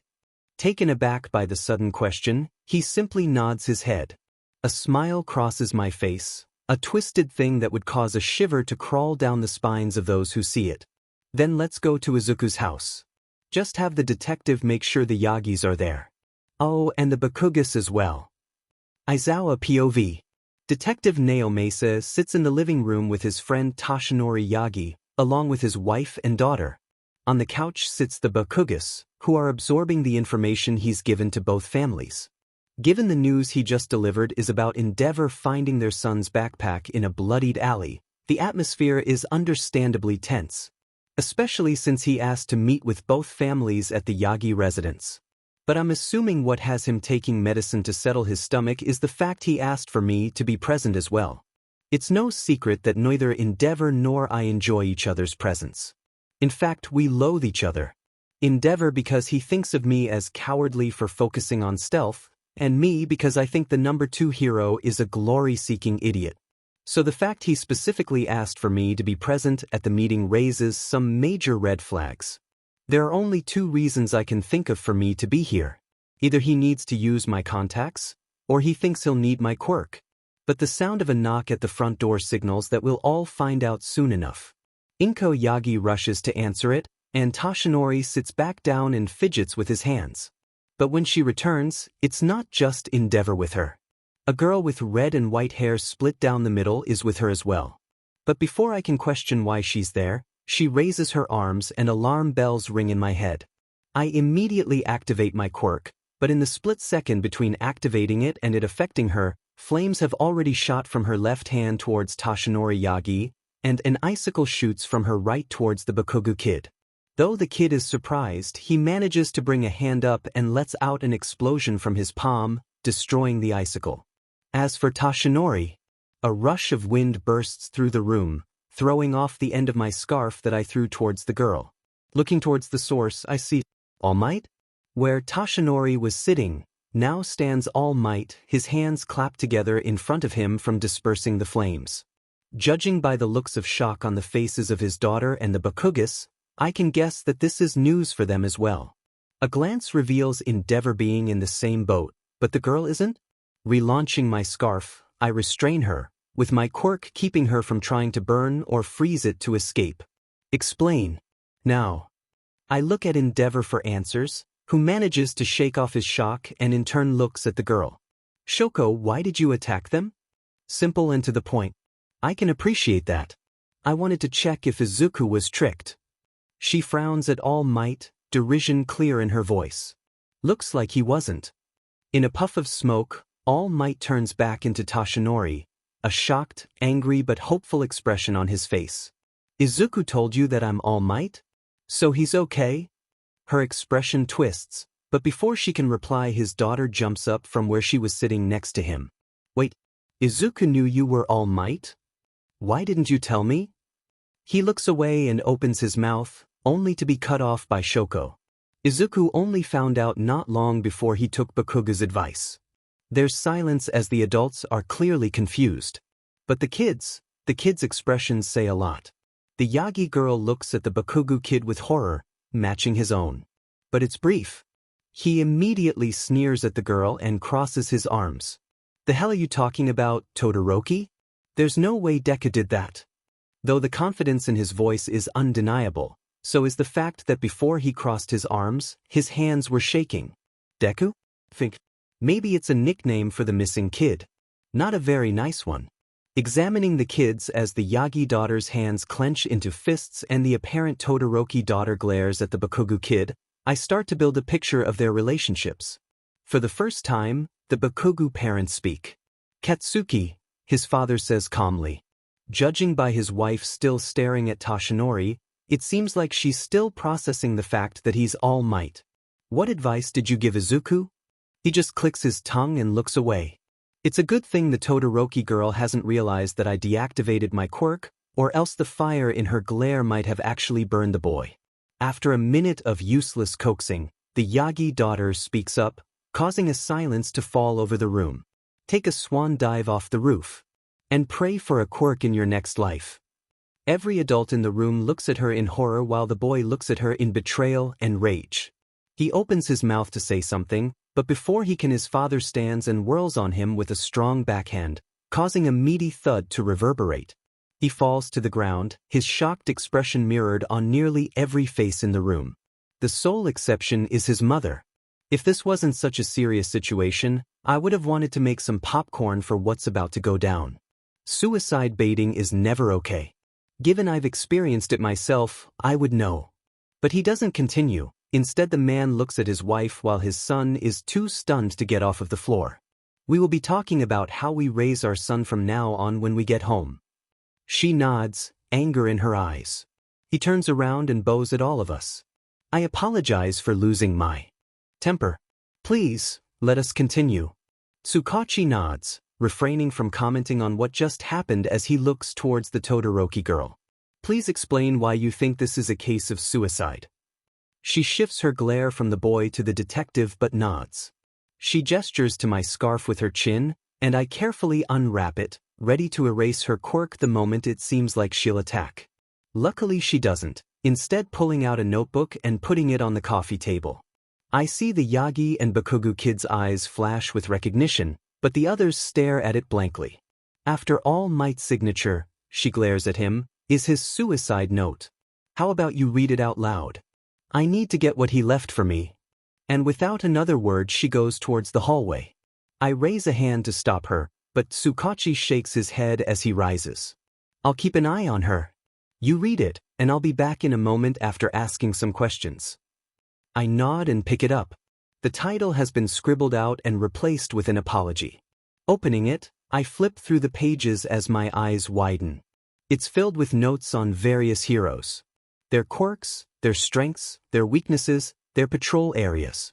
It's all written down in this middle schooler's notebook. This is dangerous. I mutter. Indeed. A small voice says as their head pops out of my scarf. At this point, I think the surprises are getting to everyone, since the only ones to bat an eye at the scarred rat face that's appeared are Toshinori and Mrs. Midoriya. Principal Nizu? What are you doing here? Climbing out and revealing that he's wearing a suit, his reply is logical. This is a situation involving both the number 1 and 2 heroes, so of course I would desire to be on top of any developments. Not to mention that each child involved has applied to my school. The girl jolts as if electrocuted, and the boy finally shoots up from the floor. You're the principal of UA. Indeed. He raises a paw. Am I a rat? A bear? A dog? Who knows? Just know that I am the principal of Nizu. He turns to me. Now, Aizawa. Please skip ahead to the section of the book that will reveal what we all wish to know. Nodding, I stop getting distracted by the analysis and quickly speed through the pages. Finally coming to All Might's signature, I cringe at how ostentatious it is. One more page and I'm at the suicide note. Deciding to take the girl's advice, I read it out loud for all to hear. So, I'm sorry. I wish this never would have happened. But it has. I know that you've helped me, trained me, supported me. But the words of my father, the number 1 hero, All Might, can't be dismissed. It's funny. But what he said to me today is actually the first time he's acknowledged me in. I can't even remember. And I find out that he's the symbol of peace. Just too bad what he answered me with.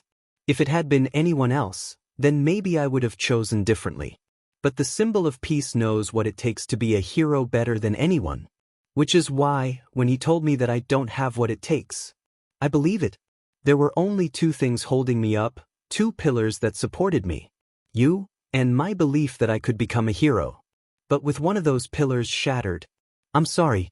He told me to be realistic. And I've done the research before today.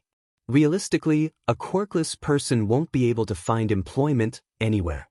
Every article I've read about the quirkless can be summed up into a single phrase. They have no place in today's society. So, I've decided to listen to someone for once.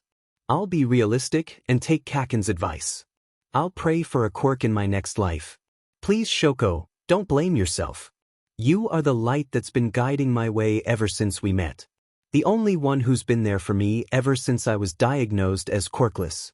The fact that you decided to be friends with me, a quirkless Deku, thank you. But now it's time for me to go. To be realistic. Me being around, being your friend, will only hurt you. People will look down on you for our friendship. For letting a Deku into your life. You wouldn't care. You're too strong to let their small-mindedness affect you. But I want you to reach your goal. To become a hero who truly stands for everyone. And, to help you, I need to be realistic. I know you told me you didn't need it, but I made a notebook for you. I was planning for it to be a surprise on your birthday, but they'll be under my mattress at my house. I'm sorry that you have to go there, but please don't kill the Yagis. They might not be my family, even if we are connected by blood, but I don't want you to hurt your future hero career. Look at me. Even now, I'm still rambling. I'm sorry, Shoko. And thank you for being the frozen torch that brought a warm light into my life. But now it's time for you to be everyone else's light. Achieve your goal. For the both of us. There's a lot to digest from that. The fact that it's supposedly the only time he's talked to his father is concerning enough. But the fact that he felt like the symbol of peace destroyed one of his emotional supports is... There's silence except for the faint voices of Tsukachi and Shoko Todoroki from the boys' room. Eventually, Nizu breaks it. Tashinori. He stiffens up at his tone. What exactly did you tell your son? We all listen, our bodies tense as we wait to hear the words he said that put the nail in his son's coffin. Tears flow from the eyes of the Bakugu parents, as well as the Yagi daughter. Tashinori looks like he's aged a decade. But his wife, she's acting like she feels guilty, but there's no sadness on her face. Just guilt. Tashinori finally answers, his voice no louder than a whisper. I told him that he can't be a hero without a quirk. And that he should be realistic. Sobs echo out from his daughter while the Bakugu parents close their eyes as fresh tears flow. Before I can point out how absolutely FNG dumb his words are, the temperature drops, heralding the return of Shoko Todoroki. Apparently getting the notebooks worsened her mood, or maybe it was Tsukachi likely questioning her, but an icy mist flows from the right side of her body and envelopes the room. Clutching 3 notebooks tightly to her chest, she glares at the Yagi family. Her voice is practically cold enough to freeze the air even without her quirk. Which one of you went into his room and moved his notebooks? It's not a question. It's a demand for answers. Shoko POV. I glare at the room filled with the beasts, frozen fury in my eyes as an icy mist floats. Off of my right side. Not only did they drive Izuku to suicide, force him to live like that, and also snoop in his room, but they had the nerve to act like everything is normal? When I first attacked Tashinori, All Might, I just needed to see it for myself to believe it. But now I'm so tempted to turn the remaining Yagis into a pile of ash. The mother doesn't even look sad. Just uncomfortable. And the biggest BSTRD, Katsuki Bakugu, doesn't even have that. He just looks angry at everything going on. I know I didn't expect much when I attacked him earlier, but it really is disappointing that he reacted so fast. It wouldn't have killed him or anything, but an ice spike to the shoulder definitely would have made me feel better. At least until I entered Izuku's room. An issue that's currently being exacerbated by the Yagis not saying anything. A small flame appears on my left shoulder, contrasting with my right as my emotions rise. Well? I ask. They exchange glances before the beach daughter speaks up. I don't think any of us have gone into his room. She shakes her head. I always thought of it as being his safe space. My quirk flares even more at her explanation. That is considered a safe space? Before I can tear into her, whether physically or verbally, I can't tell any. Toshinori speaks up. What do you mean a safe space? I could understand for when Katsuki is over, but why would he need it when he's not here? And I'm sure one of us has entered his room at some point. Right, honey? It's at this moment that I come to a realization. Izuku's note only mentioned Bakugo specifically. But as for Izumi? He only wrote about his family as a whole. There was no mention of her bullying him along with the blonde. Actually, there was no mention of the bullying at all. And apparently it didn't come up while I was getting the notebooks either. I glare at her, waiting for her to answer her father's question. Waiting for her to reveal the truth. She looks away from her father, meeting my eyes and flinching away, looking at the ground instead. She peeks at the room, waiting for her to answer. She opens her mouth, hesitates, closes it, and opens it again. She starts to speak, but the detective's return stops her. I sneer at the look of relief clear on her face. But the shock that replaces it when the detective speaks almost has me smiling. Toshinori, he says in a cold tone. If you can't explain to me why your son's room is like that, then I'll have no choice but to bring you down to the station, consequences be demanded. The abject shock that appears on the face of everyone actually does make me smile. Then I get an idea. Detective, I doubt that he'll be able to tell you anything. At least, if Izumi's words are true and nobody here has ever been in his room. So why don't you show them all? My glare encompasses all of them as I speak. It will also tell me which one of them decided to snoop in his room. He hesitates for a moment, but nods his head at the suggestion. Waving his head, everyone, not only the Yagis, rise to see his room. It makes for a cramped walk in the hallway, but me and my father have room due to nobody wanting to accidentally brush against either of our quirks. But the reactions I see when they reach his room are upsetting. Like none of the Yagis have been inside it before. Which leaves me with the question. Who put the notebooks on his desk? Nizu POV. I have to admit, this trip started out as an idle curiosity, but has rapidly turned into a rather serious issue. Toshinori Yagi, known to the world as All Might, neglected his quirkless son while favoring the boy's twin sister. And then he caused him to take his own life. The blame does not rest solely on his shoulders, of course. But a great deal of it does. Much of the rest of it rests on the shoulders of the boy, Katsuki Bakugo, who applied to my school. Honestly, getting the 3 children's applications was a delight. Izumi Yagi had been All Might's recommendation, and I had no doubt that she would have gotten in without any trouble.